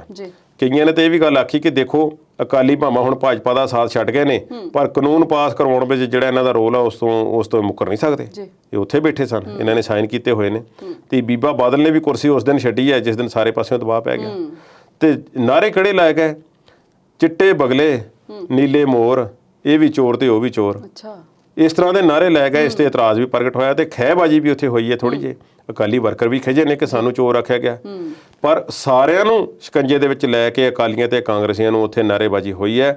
ਉੱਥੋਂ ਫਿਰ ਬਚ ਬਚਾ ਕਰਕੇ ਚੰਦੂ ਮਾਜਰਾ ਬਿਨਾਂ ਮੀਟਿੰਗ ਕੀਤੇ ਤੋਂ ਉੱਥੋਂ ਨਿਕਲ ਗਏ ਨੇ। ਪਰ ਓਵਰਆਲ ਮੈਂ ਸਮਝਦਾ ਕਿ ਪੰਜਾਬ ਦੇ ਵਿੱਚ ਇਸ ਤਰ੍ਹਾਂ ਆਗੂ ਨੂੰ ਸਿੱਧੇ ਤੌਰ ਤੇ ਇਸ ਤਰ੍ਹਾਂ ਦੀ ਵਿਰੋਧਤਾ ਦਾ ਸਾਹਮਣਾ ਜਿਹਨੂੰ ਕਰਨਾ ਪਿਆ ਅਕਾਲੀ ਨੂੰ, ਚੰਦੂ ਮਾਜਰਾ ਪਹਿਲੇ ਵਿਅਕਤੀ ਨੇ। ਸੋ ਚੰਦੂ ਮਾਜਰਾ ਦੇ ਬਾਰੇ ਉਹਨਾਂ ਦਾ ਸਿਆਸੀ ਜੀਵਨ ਭਵਿੱਖ ਜਿਹੜਾ ਹੈ ਉਹ ਇਸ ਵੇਲੇ ਦਾਅ ਤੇ ਲੱਗਾ ਹੋਇਆ ਇੱਕ ਤਰੀਕੇ ਨਾਲ। ਤੇ ਉਹਨਾਂ ਦੀ ਇਸ ਤਰ੍ਹਾਂ ਵਿਰੋਧਤਾ ਹੋਣੀ ਵੀ, ਤੇ ਉਧਰੋਂ ਉਹਨਾਂ ਦੇ ਦਿਮਾਗ ਦੇ ਉੱਪਰ ਅਨੰਦਪੁਰ ਸਾਹਿਬ ਦੀ ਸੀਟ ਖੁੱਸਣ ਦਾ ਜਿਹੜਾ ਜ਼ੋਰ ਪਿਆ ਹੋਇਆ, ਬੋਝ ਪਿਆ ਹੋਇਆ, ਇਹ ਸਾਰੀਆਂ ਗੱਲਾਂ ਜੁੜ ਕੇ ਚੰਦੂ ਮਾਜਰਾ ਸਾਹਿਬ ਲਈ ਸੰਕੇਤ ਚੰਗੇ ਨਹੀਂ। ਕੁਲਦੀਪ ਜੀ, ਅਸੀਂ ਗੱਲ ਕਰ ਰਹੇ ਕਿਸਾਨ ਅੰਦੋਲਨ ਦੀ, ਕਿਸਾਨਾਂ ਦੀ ਵੀ ਗੱਲ ਕਰ ਰਹੇ, ਤੇ ਤੁਸੀਂ ਕਿਹਾ ਵੀ ਝੋਨੇ ਦੀ ਲਵਾਈ ਵੀ ਜ਼ੋਰਾਂ ਤੇ ਹੈ।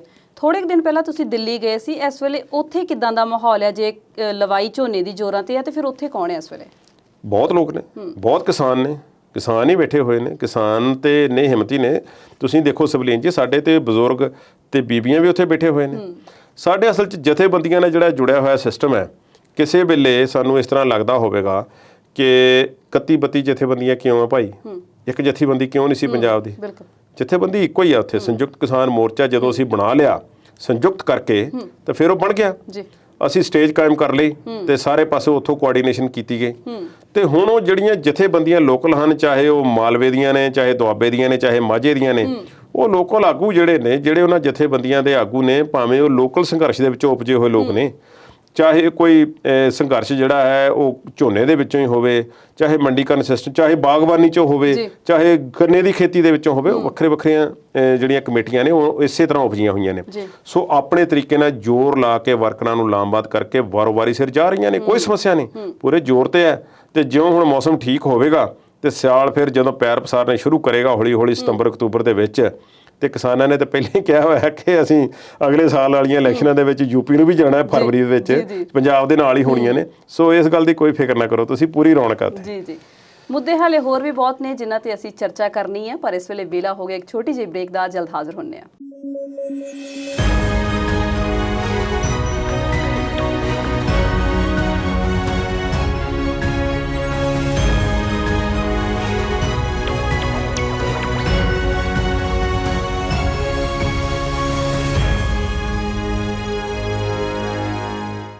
ਬ੍ਰੇਕ ਤੋਂ ਬਾਅਦ ਵਿਚਾਰ ਚਰਚਾ ਦੇਖ ਰਹੇ ਦਰਸ਼ਕਾਂ ਦਾ ਸਵਾਗਤ ਕਰਦੇ ਹਾਂ।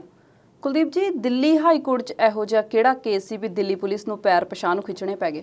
ਨਤਾਸ਼ਾ ਨਰਵਾਲ, ਦੇਵਾਂਗਨਾ ਕਲਿਤਾ ਤੇ ਆਸਿਫ ਇਕਬਾਲ, ਇਹ 3 ਵਿਅਕਤੀਆਂ ਨੂੰ ਪਿਛਲੇ ਸਾਲ ਦਾ ਗ੍ਰਿਫਤਾਰ ਕੀਤਾ ਹੋਇਆ ਸੀ। ਦਿੱਲੀ ਦੰਗਿਆਂ ਦੇ ਵਿੱਚ ਸ਼ਾਹੀਨ ਬਾਗ ਦੇ ਮੋਰਚੇ ਤੋਂ ਬਾਅਦ ਜੋ ਸਥਿਤੀ ਉਪਜੀ ਹੈ, ਇਹ ਸ਼ਾਹੀਨ ਬਾਗ ਦਾ ਮੋਰਚਾ ਜੋ ਸਿਟੀਜ਼ਨਸ਼ਿਪ ਅਮੈਂਡਮੈਂਟ ਐਕਟ ਦੇ ਖਿਲਾਫ ਜੋ ਦੇਸ਼ ਭਰ ਵਿੱਚ ਪ੍ਰਦਰਸ਼ਨ ਹੋ ਰਿਹਾ ਸੀ, ਉਸ ਦੇ ਕਰਕੇ ਲੱਗਾ ਸੀ ਜੀ।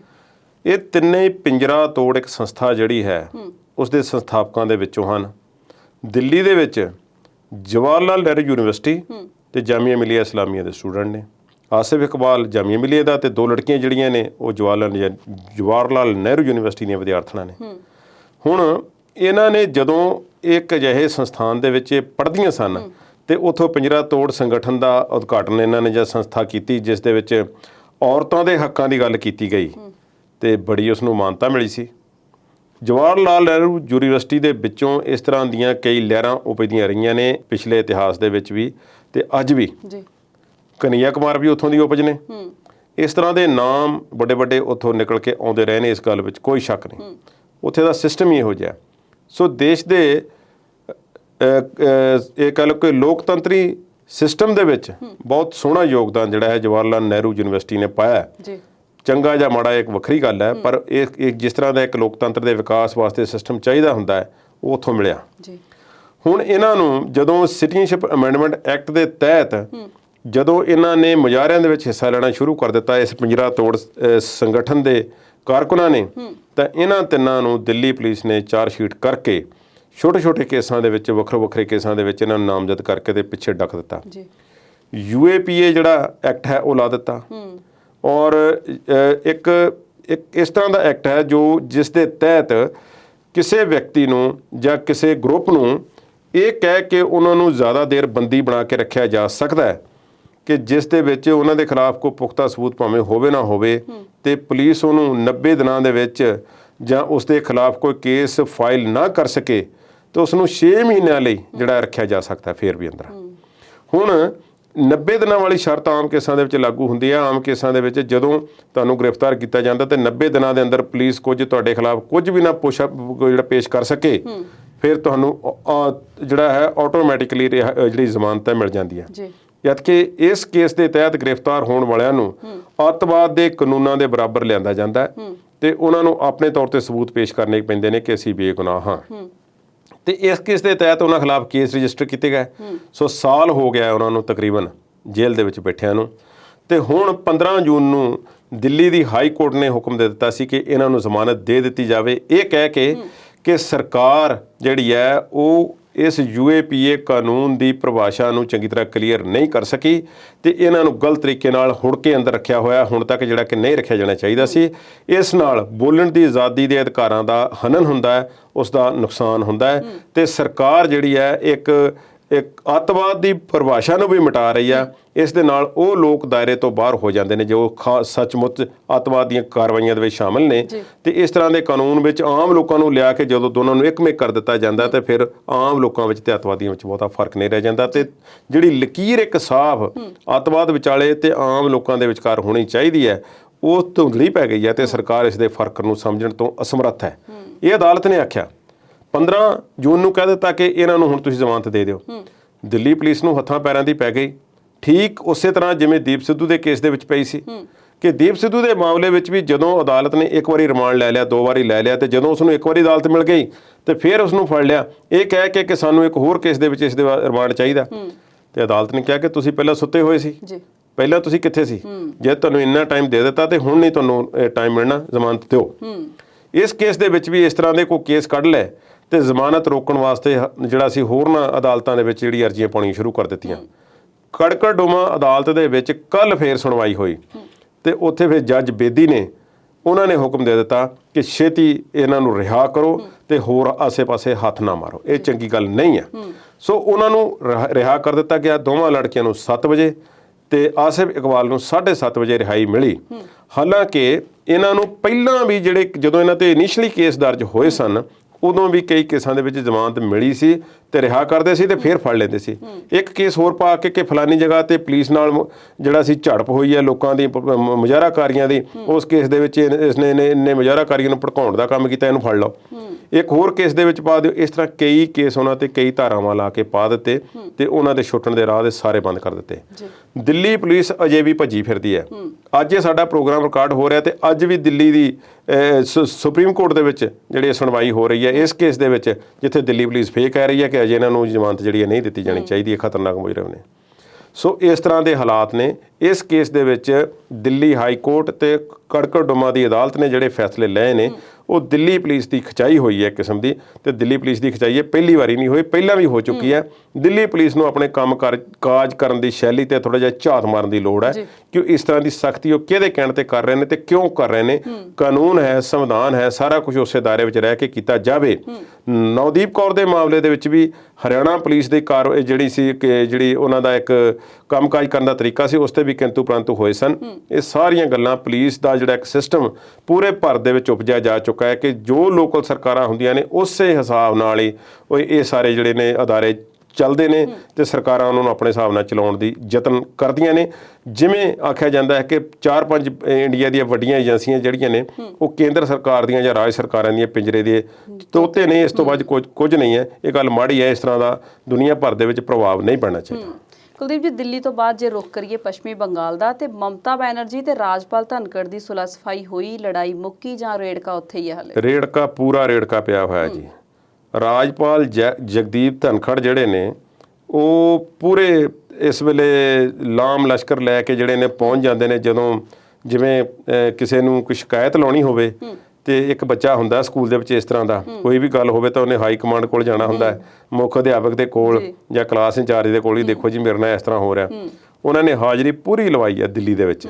ਅਮਿਤ ਸ਼ਾਹ ਨੂੰ ਵੀ ਮਿਲੇ ਨੇ ਤੇ ਰਾਸ਼ਟਰਪਤੀ ਰਾਮਨਾਥ ਕੋਵਿੰਦ ਜੀ ਉਹਨਾਂ ਨੂੰ ਵੀ ਮਿਲੇ ਨੇ। ਹੁਣ ਰਾਸ਼ਟਰਪਤੀ ਦੇ ਨੁਮਾਇੰਦੇ ਨੇ ਇੱਕ ਕਿਸਮ ਦੇ ਗਵਰਨਰ ਸਟੇਟ ਦੇ ਵਿੱਚ, ਸੰਵਿਧਾਨਿਕ ਅਹੁਦਾ ਹੈ ਤੇ ਨਵੀਂ ਚੁਣੀ ਹੋਈ ਸਰਕਾਰ ਹੈ, ਬੜੇ ਜ਼ੋਰ ਸ਼ੋਰ ਨਾਲ ਚੁਣੀ ਹੈ ਬੰਗਾਲ ਦੇ ਲੋਕਾਂ ਨੇ।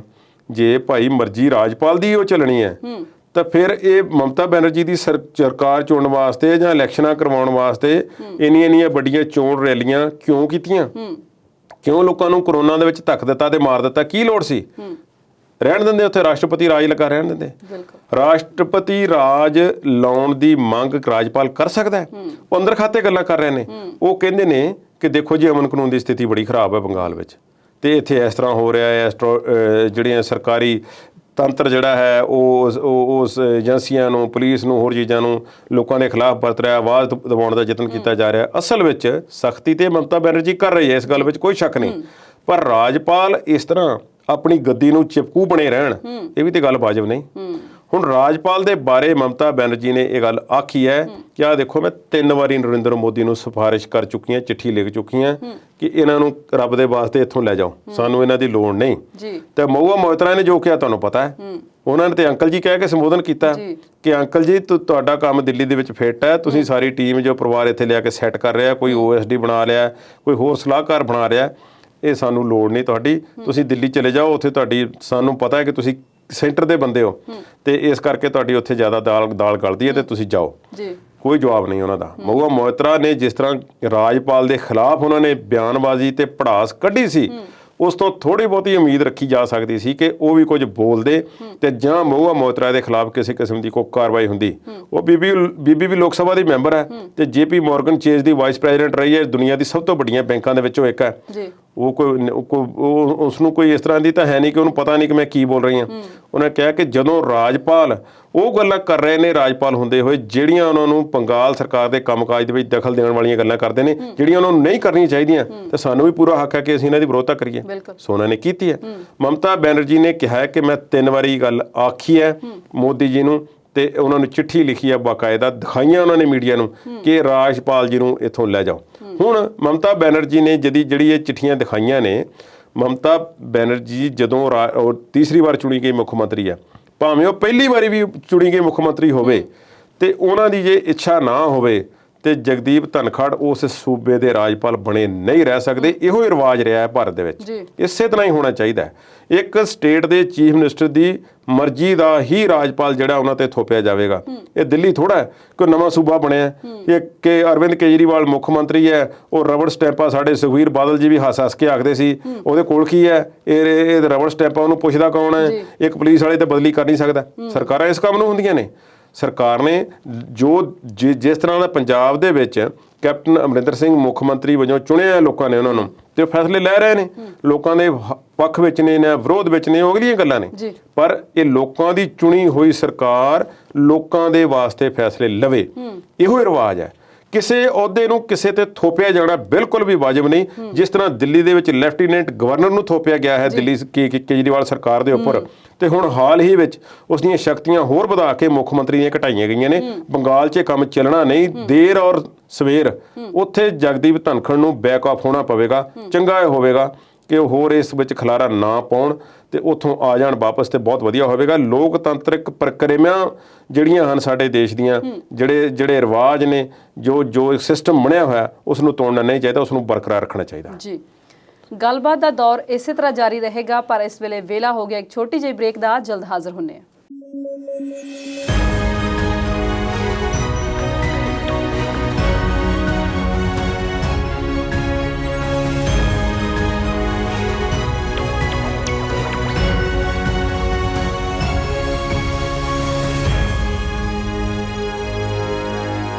ਪ੍ਰੋਗਰਾਮ ਦੇ ਅਖੀਰਲੇ ਹਿੱਸੇ ਵਿੱਚ ਵਿਚਾਰ ਚਰਚਾ ਦੇਖ ਰਹੇ ਦਰਸ਼ਕਾਂ ਦਾ ਸਵਾਗਤ ਕਰਦੇ ਹਾਂ। ਕੁਲਦੀਪ ਜੀ, ਹੁਣ ਆਪਣੇ ਸੂਬੇ ਵੱਲ ਆਉਂਦੇ ਆ, ਪੰਜਾਬ ਵੱਲ। ਤੇ ਕੱਲ ਸੁਖਪਾਲ ਖਹਿਰਾ ਦੋ ਆਗੂਆਂ ਦੇ ਨਾਲ ਰਾਹੁਲ ਗਾਂਧੀ ਨੂੰ ਮਿਲਣ ਗਏ ਨੇ। ਕੀ ਮਕਸਦ ਸੀ ਉਹਨਾਂ ਦਾ ਕੱਲ ਉਹਨਾਂ ਨੂੰ ਮਿਲਣ ਦਾ? ਸੁਖਪਾਲ ਖਹਿਰਾ ਪਹਿਲਾਂ ਮਿਲੇ ਸੀ ਕੈਪਟਨ ਅਮਰਿੰਦਰ ਸਿੰਘ ਨੂੰ ਜਦੋਂ ਦਿੱਲੀ ਜਾ ਰਹੇ ਸੀ, ਤੇ ਉਹ ਹੈਲੀਕਾਪਟਰ ਉਹਨਾਂ ਦਾ ਖੜਾ ਸੀ ਤੇ ਹੈਲੀਪੈਡ ਦੇ ਉੱਪਰ ਉੱਥੇ ਮੀਟਿੰਗ ਹੋਈ ਹੈ। ਤੇ ਉੱਥੇ ਇੰਨੀ ਗੱਲ ਹੋ ਗਈ ਸੀ ਕਿ ਕਾਂਗਰਸ ਦੇ ਵਿੱਚ ਸ਼ਾਮਲ ਹੋ ਗਏ ਨੇ ਜੀ 3 ਆਮ ਆਦਮੀ ਪਾਰਟੀ ਦੇ ਵਿਧਾਇਕ। ਉਦੋਂ ਇਹ ਤਾਂ ਗੱਲ ਦੱਸੀ ਗਈ ਸੀ। ਬੜੀ ਹੈਰਾਨੀ ਦੀਆਂ ਗੱਲਾਂ, ਕੁਝ ਤਕਨੀਕੀ ਗੱਲਾਂ ਹੈ ਜਿਨ੍ਹਾਂ ਦੇ ਬਾਰੇ ਮੈਨੂੰ ਵੀ ਪੂਰਾ ਪਤਾ ਨਹੀਂ ਹੈ, ਤੇ ਪੰਜਾਬ ਵਿੱਚ ਥੋੜ੍ਹੇ ਬੰਦੇ ਹੋਣਗੇ ਜਿਨ੍ਹਾਂ ਨੂੰ ਪਤਾ ਹੋਵੇਗਾ ਵੀ ਹੋਇਆ ਕੀ ਤੇ ਕਿਵੇਂ ਹੋ ਰਿਹਾ। ਇੱਕ ਐਂਟੀ ਡਿਫੈਕਸ਼ਨ ਕਾਨੂੰਨ ਹੈ ਜਿਸ ਦੇ ਤਹਿਤ ਤੁਸੀਂ ਅਗਰ ਪਾਰਟੀ ਬਦਲੀ ਕਰਨੀ ਹੋਵੇ ਤੇ ਤੁਹਾਨੂੰ ਆਪਣੀ ਵਿਧਾਇਕੀ ਛੱਡਣੀ ਪਏਗੀ। ਠੀਕ ਹੈ ਜੀ। ਹੁਣ ਇਹਨਾਂ ਨੇ ਇਹ ਤਿੰਨੇ ਹੀ, ਕਮਾਲੂ, ਪਿਰਮਲ ਸਿੰਘ ਖਾਲਸਾ ਤੇ ਸੁਖਪਾਲ ਖਹਿਰਾ, ਇਹ ਤਿੰਨੇ ਹੀ ਆਮ ਆਦਮੀ ਪਾਰਟੀ ਦੇ ਵਿਧਾਇਕ ਸਨ, ਮੌੜ ਮੰਡੀ ਤੋਂ ਇੱਕ ਹੋਰ ਜਗ੍ਹਾ ਤੋਂ। ਤੇ ਇਹ ਸਾਰਿਆਂ ਨੇ ਜਿੱਤਾਂ ਦੇ ਪ੍ਰਾਪਤ ਕੀਤੀਆਂ ਝਾੜੂ ਦੇ ਚੋਣ ਨਿਸ਼ਾਨ ਤੋਂ, ਤੇ ਜਲਦੀ ਉੱਥੋਂ ਬਾਗੀ ਹੋ ਗਏ। ਇਸ ਤਰ੍ਹਾਂ ਹੋਰ ਵੀ ਕਈਆਂ ਦੇ ਕੇਸ ਨੇ। ਤਕਰੀਬਨ 6 ਕੁ ਵਿਧਾਇਕ ਜਿਹੜੇ ਨੇ ਆਮ ਆਦਮੀ ਪਾਰਟੀ ਦੇ 19 ਦੇ ਵਿੱਚੋਂ ਜਿਹੜੇ ਨੇ ਇਸ ਵੇਲੇ ਬਾਗੀ ਹੋ ਕੇ ਕਾਂਗਰਸ ਦੀ ਝੋਲੀ ਵਿੱਚ ਬੈਠ ਗਏ ਨੇ ਜਾਂ ਬੈਠ ਚੁੱਕੇ ਨੇ। ਤੇ ਸੁਖਪਾਲ ਖਹਿਰਾ ਨੇ ਤੇ ਇੱਕ ਪਾਰਟੀ ਅੰਦਰ ਖਾਤੇ ਇੱਕ ਹੋਰ ਬਣਾ ਲਈ ਸੀ, ਪੰਜਾਬ ਏਕਤਾ ਪਾਰਟੀ। ਪਰ ਹੁਣ ਉਹਨਾਂ ਦੀ ਜਿਹੜੀ ਵਿਧਾਇਕੀ ਹੈ ਉਸ ਦਾ ਕੀ ਬਣਿਆ? ਕੀ ਉਸ ਤੋਂ ਉਹਨਾਂ ਨੇ ਅਸਤੀਫਾ ਦਿੱਤਾ? ਇਹ ਕੌਣ ਦੱਸ ਸਕਦਾ? ਇਹ ਤੇ ਸਪੀਕਰ ਨੇ ਦੱਸਣਾ, ਰਾਣਾ KP ਸਿੰਘ ਨੇ। ਸਪੀਕਰ ਨੂੰ ਜਦੋਂ ਗੱਲ ਪੁੱਛੀ ਗਈ ਕਿ ਇਹ ਕੀ ਹੋ ਰਿਹਾ ਜੀ, ਇਹ ਜਿਹੜੇ ਵਿਧਾਇਕ ਨੇ ਇਹਨਾਂ ਨੇ ਆਪਣੇ ਅਸਤੀਫੇ ਭੇਜੇ ਕਿ ਨਹੀਂ ਭੇਜੇ, ਉਹ ਕਹਿੰਦੇ ਜੀ ਕਿ ਇਹਨਾਂ ਨੇ ਅਸਤੀਫੇ ਤੇ ਭੇਜੇ ਨੇ, ਵੱਖਰੀ ਡੇਟ ਤੇ ਅੱਡੋ ਅੱਡ ਅਸਤੀਫੇ ਆਏ ਨੇ, ਤੇ ਜਿਸ ਦਿਨ ਇਹ ਕੈਪਟਨ ਅਮਰਿੰਦਰ ਸਿੰਘ ਨੂੰ ਮਿਲੇ ਨੇ ਉਸ ਤੋਂ ਇੱਕ ਦਿਨ ਪਹਿਲਾਂ ਦੀ ਡੇਟ ਪਈ ਹੋਈ ਹੈ। ਤੇ ਅਜੇ ਤੱਕ ਗੱਲ ਕਲੀਅਰ ਜਿਹੀ ਨਹੀਂ, ਉਹ ਤੋਂ ਇਹ ਨਹੀਂ ਪਤਾ ਲੱਗਦਾ ਕਿ ਇਹਨਾਂ ਨੇ ਅਸਤੀਫਾ ਆਮ ਆਦਮੀ ਪਾਰਟੀ ਤੋਂ ਦਿੱਤਾ ਹੈ ਕਿ ਵਿਧਾਇਕੀ ਤੋਂ ਦਿੱਤਾ ਹੈ। ਹੁਣ ਜਦੋਂ ਦੇ ਸੁਖਪਾਲ ਖਹਿਰਾ ਬਾਗੀ ਹੋਏ ਨੇ, ਸੰਦੋਆ ਬਾਗੀ ਹੋਏ ਨੇ, ਹੋਰ ਕਈ ਆਗੂ ਨੇ ਜਿਹੜੇ ਬਾਗੀ ਨੇ, ਤੇ ਉਹ ਜਦੋਂ ਦੇ ਬਾਗੀ ਨੇ ਆਮ ਆਦਮੀ ਪਾਰਟੀ ਨੇ ਉਹਨਾਂ ਨੂੰ ਪਾਸੇ ਕੀਤਾ ਹੋਇਆ ਜਾਂ ਖੁਦ ਛੱਡ ਗਏ ਨੇ, ਉਹ ਇੱਕ ਅਲੱਗ ਵਿਸ਼ਾ ਹੈ। ਤੇ ਜੇ ਉਹ ਅਸਤੀਫਾ ਦਿੱਤਾ ਹੁੰਦਾ ਉਹਨਾਂ ਨੇ ਚੰਗੀ ਤਰ੍ਹਾਂ ਵਿਧਾਇਕੀ ਤੋਂ, ਤੇ ਉੱਥੇ ਬਾਈ ਇਲੈਕਸ਼ਨਾਂ ਹੋਣੀਆਂ ਸੀ। ਹੁਣ ਇਹ ਨਿਯਮ ਹੁੰਦਾ ਕਿ ਜੇ ਚੋਣਾਂ ਵਿੱਚ ਇੰਨਾ ਸਮਾਂ ਰਹਿੰਦਾ ਤੇ ਉਸ ਦੇ ਸਮੇਂ ਵਿੱਚ ਉਪ ਚੋਣ ਜਿਹੜੀ ਆ ਕਰਵਾ ਲਈ ਜਾਵੇ ਉਸ ਨਿਯਮ ਦੇ ਤਹਿਤ। ਹੁਣ ਸਪਸ਼ਟ ਇਹ ਗੱਲ ਹੈ ਕਿ ਇਹਨਾਂ ਸਾਰਿਆਂ ਨੇ ਅੰਦਰ ਖਾਤੇ ਨਾਤੇ ਤਾਂ ਆਮ ਆਦਮੀ ਪਾਰਟੀ ਨਾਲ ਤੋੜ ਲਏ, ਤੇ ਜਦ ਕਿ ਅਸਲ ਵਿੱਚ ਮਿਲਣ ਵਾਲੀਆਂ ਸਹੂਲਤਾਂ ਤੇ ਜੋ ਉੱਥੇ ਇੱਕ ਵਿਧਾਨ ਸਭਾ ਦੇ ਵਿੱਚ ਬੈਠਣ ਦਾ ਰੁਤਬਾ ਸੀ ਉਹ ਨਹੀਂ ਛੱਡਿਆ, ਭਾਵ ਕੁਰਸੀ ਨੂੰ ਚੁੰਬੜੇ ਰਹੇ। ਪਿਰਮਲ ਸਿੰਘ ਖਾਲਸਾ ਤੋਂ ਇੱਕ ਹੋਰ ਨਾਮ ਯਾਦ ਆਉਂਦਾ ਹੈ, ਹਰਿੰਦਰ ਸਿੰਘ ਖਾਲਸਾ ਦਾ। ਉਹ ਆਮ ਆਦਮੀ ਦੀ ਟਿਕਟ ਤੋਂ, ਆਮ ਆਦਮੀ ਪਾਰਟੀ ਦੀ ਟਿਕਟ ਤੋਂ ਮੈਂਬਰ ਪਾਰਲੀਮੈਂਟ ਬਣ ਗਿਆ ਸੀ ਤੇ ਹਰਿੰਦਰ ਸਿੰਘ ਖਾਲਸਾ ਜਦੋਂ ਆਮ ਆਦਮੀ ਪਾਰਟੀ ਨਾਲੋਂ ਬਾਗੀ ਹੋ ਗਏ ਤੇ ਆਮ ਆਦਮੀ ਪਾਰਟੀ ਨੇ ਉਹਨਾਂ ਨੂੰ ਹਟਾ ਦਿੱਤਾ ਤੇ ਉਹਨਾਂ ਨੇ ਇੱਕ ਬੜੀ ਅਜੀਬੋ-ਗਰੀਬ ਮੰਗ ਰੱਖੀ ਸੀ ਪਾਰਲੀਮੈਂਟ ਦੇ ਵਿੱਚ ਸਪੀਕਰ ਸਾਹਿਬ ਅੱਗੇ। ਉਹਨਾਂ ਨੇ ਕਿਹਾ ਸੀ ਮੇਰੀ ਸੀਟ ਬਦਲੀ ਕਰ ਦਿਓ, ਭਗਵੰਤ ਮਾਨ ਦੇ ਕੋਲੋਂ ਸ਼ਰਾਬ ਦੀ ਬੋ ਆਉਂਦੀ ਹੈ, ਮੈਂ ਇਹਨਾਂ ਦੇ ਲਾਗੇ ਨਹੀਂ ਬੈਠ ਸਕਦਾ। ਸਦਕੇ ਜਾਈਏ ਖਾਲਸਾ ਜੀ ਦੇ, ਉਹਨਾਂ ਨੇ ਸੀਟ ਬਦਲੀ ਕਰਨ ਦੀ ਮੰਗ ਕੀਤੀ, ਉਹਨਾਂ ਨੇ ਉਹ ਮੈਂਬਰ ਪਾਰਲੀਮੈਂਟ ਛੱਡਣ ਦੀ ਗੱਲ ਨਹੀਂ ਕੀਤੀ। ਧਰਮਵੀਰ ਗਾਂਧੀ ਨੇ ਵੀ ਇਸੇ ਤਰ੍ਹਾਂ ਨਹੀਂ ਛੱਡੀ। ਸਾਰਿਆਂ ਨੇ ਆਪੋ ਆਪਣੀਆਂ ਟਰਮਾਂ ਪੂਰੀਆਂ ਕੀਤੀਆਂ, ਸੁੱਖ ਮਾਣਿਆ ਹਰ ਤਰ੍ਹਾਂ ਦਾ। ਪਰ ਇਹ ਜਿਹੜੇ ਵਿਧਾਇਕ ਨੇ ਸਾਡੇ ਇਸ ਵੇਲੇ ਕਾਂਗਰਸ ਦੇ ਵਿੱਚ ਸ਼ਾਮਲ ਹੋ ਗਏ ਨੇ ਜਾਂ ਹੋਣ ਜਾ ਰਹੇ ਨੇ, ਇਹ ਤੇ ਉਹੀ ਜਾਣਦੇ ਨੇ। ਹੁਣ ਰਾਣਾ KP ਸਿੰਘ ਨੇ ਕਿਹਾ ਕਿ ਅਸੀਂ ਇਹਨਾਂ ਨੂੰ ਦੁਬਾਰਾ ਬੁਲਾਇਆ ਹੈ 5-6 ਜਣਿਆਂ ਨੂੰ, ਭਾਈ ਆ ਕੇ ਗੱਲ ਕਲੀਅਰ ਕਰੋ। ਇਹਨਾਂ ਦੇ ਖਿਲਾਫ ਕੇਸ ਦਰਜ ਹੋਏ ਨੇ ਇਸ ਗੱਲ ਦੇ ਕਿ ਇਹਨਾਂ ਨੇ ਜਿਹੜਾ ਹੈ ਕਾਨੂੰਨਾਂ ਨਿਯਮਾਂ ਦੀ ਧੱਜੀਆਂ ਉਡਾਈਆਂ ਉਸ ਕਾਨੂੰਨ ਦੀਆਂ ਜਿਸ ਦੇ ਤਹਿਤ ਪਾਰਟੀ ਜਾਂ ਵਿਧਾਇਕੀ ਛੱਡਣ ਦੇ ਨਿਯਮ ਤੈਅ ਕੀਤੇ ਗਏ ਨੇ ਤੇ ਇਹਨਾਂ ਨੇ ਅਜੇ ਤੱਕ ਕਲੀਅਰ ਹੀ ਨਹੀਂ ਕੀਤਾ। ਹੁਣ ਹਰਿੰਦਰ ਸਿੰਘ ਫੂਲਕਾ ਨੇ ਵੀ ਜਿਹੜੇ ਸੀ ਉਹਨਾਂ ਨੇ ਛੱਡੀ ਸੀ ਵਿਧਾਇਕੀ, ਉਹਨਾਂ ਦੇ ਬਾਰੇ ਵੀ ਕਿੰਤੂ ਪ੍ਰੰਤੂ ਹੋਇਆ, ਆਮ ਆਦਮੀ ਪਾਰਟੀ ਦੇ ਸੀ, ਪਰ ਉਹਨਾਂ ਨੇ ਚਿੱਠੀ ਦੇ ਜ਼ਰੀਏ ਉਹਨਾਂ ਨੇ ਵਿਧਾਇਕੀ ਵੀ ਛੱਡ ਦਿੱਤੀ ਸੀ ਤੇ ਉੱਥੇ ਦੁਬਾਰਾ ਬਾਈ ਇਲੈਕਸ਼ਨ ਹੋ ਗਈ ਸੀ। ਸੋ ਇਹ ਵੀ ਕੇਸ ਨੇ, ਪਰ ਇਹ ਕੁਝ ਉਦਾਹਰਨਾਂ ਨੇ ਜਿਹੜੇ ਛੱਡਦੇ ਵੀ ਨੇ ਤੇ ਨਹੀਂ ਵੀ ਛੱਡਦੇ। ਹਾਂਜੀ, ਇਹ ਬੜਾ ਅਜੀਬੋ-ਗਰੀਬ ਕੇਸ ਹੈ। ਮੈਂ ਸਮਝਦਾ ਕਿ ਇਹ ਥੋੜਾ ਜਿਹਾ ਲੋਕਾਂ ਨੂੰ ਜਿਹੜਾ ਇਹ ਬੇਵਕੂਫ ਬਣਾਉਣ ਵਾਲੀ ਗੱਲ ਹੈ ਇਹ, ਪਰ ਇਸ ਤੋਂ ਬਾਅਦ ਹੋਰ ਕੁਝ ਨਹੀਂ ਹੈ। ਸੁਖਪਾਲ ਸਿੰਘ ਖਹਿਰਾ, ਪਿਰਮਲ ਸਿੰਘ ਤੇ ਕਮਾਲੂ ਜਿਹੜੇ ਨੇ ਉਹ ਜਾ ਕੇ ਰਾਹੁਲ ਗਾਂਧੀ ਨੂੰ ਮਿਲੇ ਨੇ ਹੁਣ ਦਿੱਲੀ, ਤੇ ਉੱਥੇ ਜਾ ਕੇ ਇਹ ਨਵੀਂ ਵਰਡਿੰਗ ਜਿਹੜੀ ਹੈ ਸਾਹਮਣੇ ਆਈ ਹੈ। ਪਹਿਲਾਂ ਤਾਂ ਇਹ ਪਤਾ ਲੱਗਾ ਸੀ ਕਿ ਆਮ ਆਦਮੀ ਪਾਰਟੀ ਦੇ 3 ਵਿਧਾਇਕ ਜਿਹੜੇ ਨੇ ਕਾਂਗਰਸ ਸ਼ਾਮਲ ਹੋ ਗਏ ਨੇ, ਸੁਖਪਾਲ ਸਿੰਘ ਖਹਿਰਾ, ਕਮਾਲੂ ਤੇ ਪਿਰਮਲ ਸਿੰਘ ਖਾਲਸਾ, ਤੇ ਹੁਣ ਕਹਿੰਦੇ ਕਿ ਪੰਜਾਬ ਏਕਤਾ ਪਾਰਟੀ ਦਾ ਜਿਹੜਾ ਰਲੇਵਾਂ ਹੈ ਕਾਂਗਰਸ ਦੇ ਵਿੱਚ ਕਰ ਦਿੱਤਾ ਹੈ। ਤੇ ਰਾਹੁਲ ਗਾਂਧੀ ਇਸ ਬਹਾਨੇ ਤੇ ਉਹਨਾਂ ਦੀ ਫੋਟੋ ਤਾਂ ਦੇਖੀ ਲੋਕਾਂ ਨੇ, ਭਾਵੇਂ ਮਾਸਕ ਹੀ ਪਾਇਆ ਹੋਇਆ ਸੀ, ਬਹੁਤਾ ਚਿਰ ਨਾਨਕੇ ਰਹਿਣ ਉਹ ਵੀ ਫਿਰ ਇਸ ਤਰ੍ਹਾਂ ਕਰਕੇ ਖੜੇ ਨੇ ਤੇ ਕੈਮਰੇ ਵੱਲ ਨੂੰ ਵੇਖ ਰਹੇ ਨੇ, ਤੇ ਸੁਖਪਾਲ ਸਿੰਘ ਖਹਿਰਾ ਆਪਣੇ ਅੰਦਾਜ਼ ਦੇ ਵਿੱਚ ਉਹਨਾਂ ਨੂੰ ਇਸ ਤਰ੍ਹਾਂ ਕਰਕੇ ਕੋਈ ਸਮਝਾ ਰਹੇ ਨੇ। ਫੋਟੋ ਜੇ ਗੌਰ ਨਾਲ ਵੇਖੀ ਜਾਵੇ, ਸੋ ਉਹ ਫੋਟੋ ਆਈ ਹੈ ਸਾਹਮਣੇ, ਤੇ ਉੱਥੇ ਇਹਨਾਂ ਨੇ ਸੁਖਪਾਲ ਸਿੰਘ ਖਹਿਰਾ ਨੇ ਗੱਲ ਕੀਤੀ ਹੈ ਕਿ ਰਣਦੀਪ ਸਿੰਘ ਸੁਰਜੇਵਾਲਾ ਤੇ ਹੋਰਨਾਂ ਲੋਕਾਂ ਦਾ ਧੰਨਵਾਦ ਹੈ ਜਿਨ੍ਹਾਂ ਨੇ ਮੈਨੂੰ ਦੁਬਾਰਾ ਕਾਂਗਰਸ ਪਾਰਟੀ ਦੇ ਵਿੱਚ ਲੈ ਆਂਦਾ। ਮੈਂ ਕੈਪਟਨ ਅਮਰਿੰਦਰ ਸਿੰਘ ਦੀ ਅਗਵਾਈ ਦੇ ਵਿੱਚ ਪੂਰੀ ਜਿਹੜੀ ਆਪਣੀ ਜਿਹੜੀ ਹੈ ਵਚਨਬੱਧਤਾ ਉਹਦਾ ਪ੍ਰਗਟਾਵਾ ਕਰਦਾ ਤੇ ਮੈਂ ਹੁਣ ਕਾਂਗਰਸ ਪਾਰਟੀ ਦਾ ਮੈਂਬਰ ਹਾਂ। ਤੇ ਸੂਤਰ ਤੇ ਇਹ ਵੀ ਕਹਿੰਦੇ ਵੀ ਕੈਪਟਨ ਦੀ ਪਿੱਠ ਥਾਪੜਨ ਗਏ ਸੀ ਇਹ।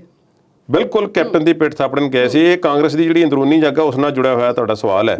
ਕਾਂਗਰਸ ਦੀ ਅੰਦਰੂਨੀ ਜੰਗ ਜਿਹੜੀ ਹੈ ਉਹ ਚਲਦੀ ਜਾ ਰਹੀ ਹੈ, ਉਹ ਪਰ ਮੱਠੀ ਪੈ ਗਈ ਹੈ।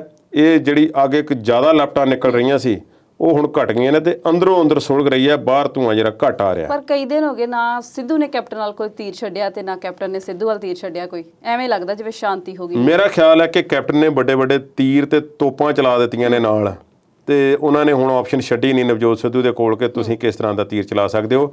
ਤੇ ਇਸ ਤਰ੍ਹਾਂ ਜਾਪਦਾ ਹੈ ਕਿ ਜਿਵੇਂ ਕਾਂਗਰਸ ਹਾਈ ਕਮਾਂਡ ਨੇ ਵੀ ਇਸ ਗੱਲ ਤੇ ਤਹੀਆ ਕਰ ਲਿਆ ਹੋਵੇ ਕਿ ਮੁੱਦੇ ਹੋਰ ਜ਼ਿਆਦਾ ਵੱਡੇ ਨੇ, ਸਿੱਧੂ ਮੁੱਦਾ ਨਹੀਂ ਹੈ ਇਸ ਦੇ ਵਿੱਚ। ਪ੍ਰਗਟ ਸਿੰਘ ਤੇ ਸਿੱਧੂ ਨੂੰ ਇਹਨਾਂ ਇਲੈਕਸ਼ਨਾਂ ਦੇ ਵਿੱਚ ਜਾਂ ਇਹਨਾਂ ਜੋ ਆਉਣ ਵਾਲੀ ਸਥਿਤੀ ਡਿਵੈਲਪ ਹੋ ਰਹੀ ਹੈ ਉਸ ਦੇ ਵਿੱਚ MLA ਦੀਆਂ ਟਿਕਟਾਂ ਜਾਂ ਸੀਟਾਂ ਤੱਕ ਹੀ ਸੀਮਿਤ ਰਹਿਣਾ ਪੈ ਸਕਦਾ ਹੈ। ਉਹਨਾਂ ਨੂੰ ਕੋਈ ਬਹੁਤਾ ਇਸ ਸਿਸਟਮ ਦੇ ਵਿੱਚ ਜੋ ਮੌਜੂਦਾ ਕਾਂਗਰਸ ਦੀ ਜਿਹੜਾ ਸਥਿਤੀ ਚੱਲ ਰਹੀ ਹੈ ਇਸ ਦੇ ਵਿੱਚ ਉਹਨਾਂ ਨੂੰ ਕੋਈ ਬਹੁਤਾ ਲਾਭ ਹਾਸਲ ਹੋਣ ਵਾਲਾ ਨਹੀਂ ਹੈ। ਹੁਣ ਇੱਕ ਮੀਟਿੰਗ ਹੋਈ ਹੈ ਕੈਪਟਨ ਅਮਰਿੰਦਰ ਸਿੰਘ ਦੀ, ਉਹਨਾਂ ਨੇ ਵਜ਼ੀਰਾਂ ਦੇ ਨਾਲ ਡਬਲ ਸ਼ਿਫਟ ਦੇ ਵਿੱਚ ਮੀਟਿੰਗ ਕੀਤੀ ਹੈ। ਪਹਿਲਾਂ ਇੱਕ ਗਰੁੱਪ ਬੁਲਾਇਆ, ਫਿਰ ਦੂਸਰਾ। ਮਨਪ੍ਰੀਤ ਸਿੰਘ ਬਾਦਲ ਵੀ ਉੱਥੇ ਗਏ ਨੇ। ਮਨਪ੍ਰੀਤ ਸਿੰਘ ਬਾਦਲ ਜੋ ਇੰਨਾ ਜ਼ਿਆਦਾ ਅਕਾਲੀ ਸਰਕਾਰ ਦੇ ਵਿੱਚ ਹੁੰਦੇ ਹੋਏ ਸਿਸਟਮ ਦੇ ਖਿਲਾਫ ਖੁੱਲ੍ਹ ਕੇ ਬੋਲੇ ਸਨ ਤੇ ਲੋਕਾਂ ਨੂੰ ਲੁਭਾਇਆ, ਉਹਨਾਂ ਨੇ ਗੱਲਾਂ ਕੀਤੀਆਂ, ਪੰਜਾਬ ਪੀਪਲ ਪਾਰਟੀ ਦੀ ਸਥਾਪਨਾ ਕੀਤੀ। ਤੇ ਪਰ ਉਸ ਤੋਂ ਬਾਅਦ ਜਿਵੇਂ ਉਹ ਚੁੱਪ ਗੜੁੱਪ ਨੇ 6 ਮਹੀਨਿਆਂ ਤੋਂ ਇਹ ਗੱਲ ਕੋਈ ਬਹੁਤੀ ਵਧੀਆ ਨਹੀਂ ਜਾਪੀ।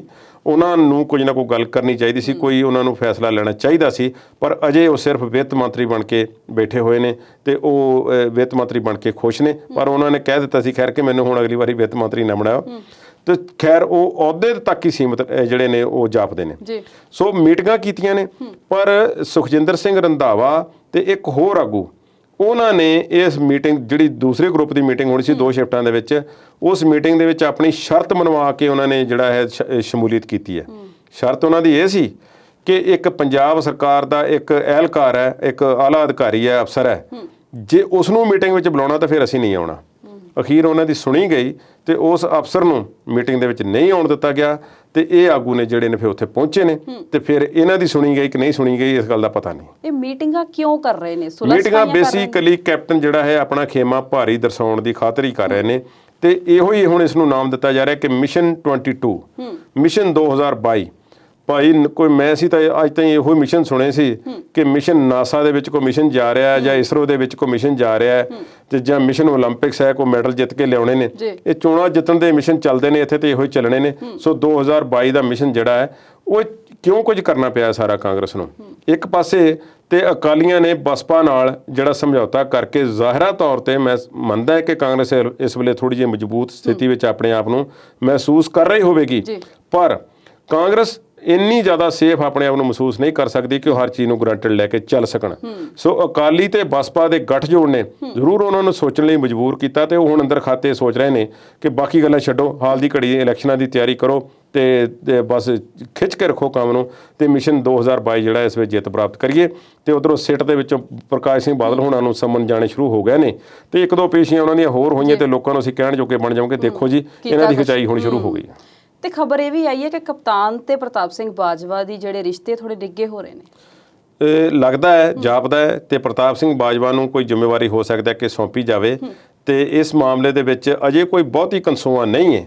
ਪਰ ਪ੍ਰਤਾਪ ਸਿੰਘ ਬਾਜਵਾ ਕਿੰਨੇ ਕੋਈ ਨਿੱਘੇ ਹੋ ਜਾਣਗੇ ਉਹਨਾਂ ਨਾਲ, ਕਿਉਂਕਿ 4.5 ਸਾਲ ਤੇ ਉਹਨਾਂ ਦੇ ਖਿਲਾਫ ਬੋਲਦੇ ਰਹੇ ਨੇ ਤੇ ਖੁੱਲ੍ਹ ਕੇ ਬੋਲੇ ਨੇ ਤੇ ਪੰਜਾਬ ਕਾਂਗਰਸ ਦੇ ਸਾਬਕਾ ਪ੍ਰਧਾਨ ਵੀ ਨੇ ਤੇ ਗੁਰਦਾਸਪੁਰ ਦੇ ਵਿੱਚ ਉਹਨਾਂ ਦਾ ਹੋਲਡ ਵੀ ਹੈ। ਭਾਵੇਂ ਕਿ ਜਦੋਂ ਉੱਥੇ ਵਿਨੋਦ ਖੰਨਾ ਦੇ ਵਿਰੁੱਧ ਇੱਕ ਵਾਰੀ ਸੁਨੀਲ ਜਾਖੜ ਨੂੰ ਭੇਜ ਦਿੱਤਾ ਗਿਆ ਸੀ ਤੇ ਫਿਰ ਇਹ ਜਿਹੜੀਆਂ ਚੀਜ਼ਾਂ ਨੇ ਜਾਂ ਸਨੀ ਦਿਓਲ ਦੇ ਖਿਲਾਫ ਸੁਨੀਲ ਜਾਖੜ ਨੂੰ ਭੇਜ ਦਿੱਤਾ ਗਿਆ ਸੀ, ਇਹ ਉਹਨਾਂ ਦੇ ਆਪਣੇ ਖੇਤਰ ਦੇ ਵਿੱਚ ਉਹਨਾਂ ਨੂੰ ਨਾ ਚੰਗਾ ਲੱਗਿਆ ਹੋਵੇਗਾ। ਪਰ ਪ੍ਰਤਾਪ ਸਿੰਘ ਬਾਜਵਾ ਪੰਜਾਬ ਦੇ ਮੋਹਰੀ ਸਿਆਸਤਦਾਨਾਂ ਦੇ ਵਿੱਚੋਂ ਬਣੇ ਰਹਿਣਗੇ, ਪਰ ਇੰਪੈਕਟ ਉਹਨਾਂ ਦਾ ਕਿੰਨਾ ਕੁ ਹੋਏਗਾ ਇਸ ਗੱਲ ਬਾਰੇ ਕੋਈ ਪਤਾ ਨਹੀਂ ਜੀ।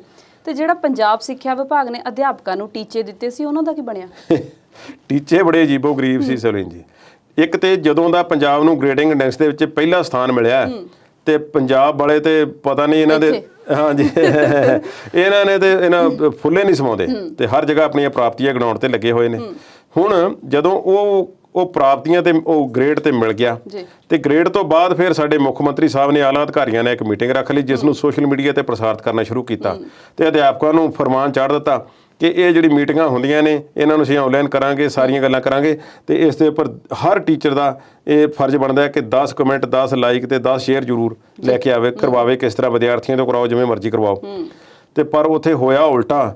ਜਿਹੜੀ ਮੁੱਖ ਮੰਤਰੀ ਨੇ ਆਲਾ ਅਧਿਕਾਰੀਆਂ ਨਾਲ ਮੀਟਿੰਗ ਕੀਤੀ ਉਸ ਦੇ ਵਿੱਚ ਡਿਸਲਾਈਕ ਦੀ ਗਿਣਤੀ ਕਈ ਗੁਣਾ ਵੱਧ ਗਈ ਤੇ ਲਾਈਕਸ ਜਿਹੜੇ ਸੀ ਬਹੁਤ ਪਿੱਛੇ ਰਹਿ ਗਏ। ਇਸੇ ਤਰ੍ਹਾਂ ਵਿਜੇਂਦਰ ਸਿੰਗਲਾ ਮੰਤਰੀ ਨੇ ਵੀ ਕੋਸ਼ਿਸ਼ ਕੀਤੀ, ਇੱਕ ਮੀਟਿੰਗ ਰੱਖੀ ਸੀ ਤੇ ਉਹਨਾਂ ਦੀ ਮੀਟਿੰਗ ਦੇ ਵੀ ਇਸੇ ਤਰ੍ਹਾਂ ਡਿਸਲਾਈਕ ਜ਼ਿਆਦਾ ਤੇ ਲਾਈਕ ਥੋੜੇ। ਤੇ ਨਾਲ ਦੀ ਨਾਲ ਜਦੋਂ ਸਰਕਾਰ ਨੂੰ ਪੁੱਛਿਆ ਗਿਆ ਕਿ ਤੁਸੀਂ ਇਸ ਤਰ੍ਹਾਂ ਦਾ ਕਿਉਂ ਜਿਹੜਾ ਹੈ ਇਹ ਕੰਮ ਸ਼ੁਰੂ ਕੀਤਾ ਹੋਇਆ, ਤੁਹਾਨੂੰ ਕੀ ਲੋੜ ਸੀ, ਤੇ ਸਰਕਾਰ ਕਿਸ ਜਗ੍ਹਾ ਤੇ ਮੁੱਕਰਦੀ ਵੀ ਨਜ਼ਰ ਆਈ ਹੈ ਤੇ ਉਹਨਾਂ ਨੇ ਕਿਹਾ ਕਿ ਅਸੀਂ ਇਸ ਤਰ੍ਹਾਂ ਦਾ ਕੋਈ ਹੁਕਮ ਨਹੀਂ ਕੀਤਾ, ਪਰ ਹਾਂ ਸਿਰਫ ਅਧਿਆਪਕਾਂ ਨੂੰ ਇੱਕ ਗਾਈਡਲਾਈਨ ਜ਼ਰੂਰ ਅਸੀਂ ਦਿੱਤੀ ਸੀ, ਕਿਸੇ ਤੋਂ ਸਖਤੀ ਨਾਲ ਅਸੀਂ ਲਾਈਕ ਜਾਂ ਡਿਸਲਾਈਕ ਨਹੀਂ ਕਰਵਾ ਰਹੇ। ਪਰ ਕੋਈ ਇਸ ਤਰ੍ਹਾਂ ਦੇ ਪੇਪਰ ਅਧਿਆਪਕਾਂ ਦੇ ਸੰਗਠਨਾਂ ਨੇ ਦਿਖਾਏ ਨੇ ਜਿੱਥੇ ਸਾਫ਼ ਦਿਸ ਰਿਹਾ ਹੈ ਕਿ ਉਹਨਾਂ ਨੂੰ ਦੱਸਿਆ ਜਾ ਰਿਹਾ ਹੈ ਕਿ ਭਾਈ ਤੁਸੀਂ ਇਸ ਤਰੀਕੇ ਨਾਲ ਲਾਈਕ ਜਿਹੜੇ ਨੇ ਕਰਵਾਓ, ਕਮੈਂਟ ਕਰਵਾਓ ਤੇ ਸ਼ੇਅਰ ਕਰਵਾਓ ਤੇ ਫਿਰ ਹਰ ਸ਼ਨੀਚਰਵਾਰ ਨੂੰ ਤੁਹਾਡੀ ਪੂਰੀ ਗਿਣਤੀ ਹੋਇਆ ਕਰੇਗੀ ਕਿ ਕਿਸ ਨੇ ਕੀ ਕਰਵਾਇਆ। ਜੀ, ਇਸ ਵੇਲੇ ਪੰਜਾਬ ਦੀ ਰਾਜਨੀਤੀ ਦੇ ਨਾਲ ਮੁੱਦੇ ਹੋਰ ਵੀ ਬੜੇ ਨੇ, ਸਾਰਾ ਦਿਨ ਅਸੀਂ ਬੋਲ ਸਕਦੇ ਹਾਂ, ਪਰ ਇਸ ਵੇਲੇ ਸਮਾਂ ਸਾਡੇ ਕੋਲ ਖਤਮ ਹੋ ਚੁੱਕਾ ਹੈ। ਤੁਸੀਂ ਸਟੂਡੀਓ 'ਚ ਆਏ, ਤੁਹਾਡਾ ਬਹੁਤ ਬਹੁਤ ਸ਼ੁਕਰੀਆ ਤੇ ਸਾਡੇ ਦਰਸ਼ਕਾਂ ਦਾ ਵੀ ਬਹੁਤ ਬਹੁਤ ਧੰਨਵਾਦ।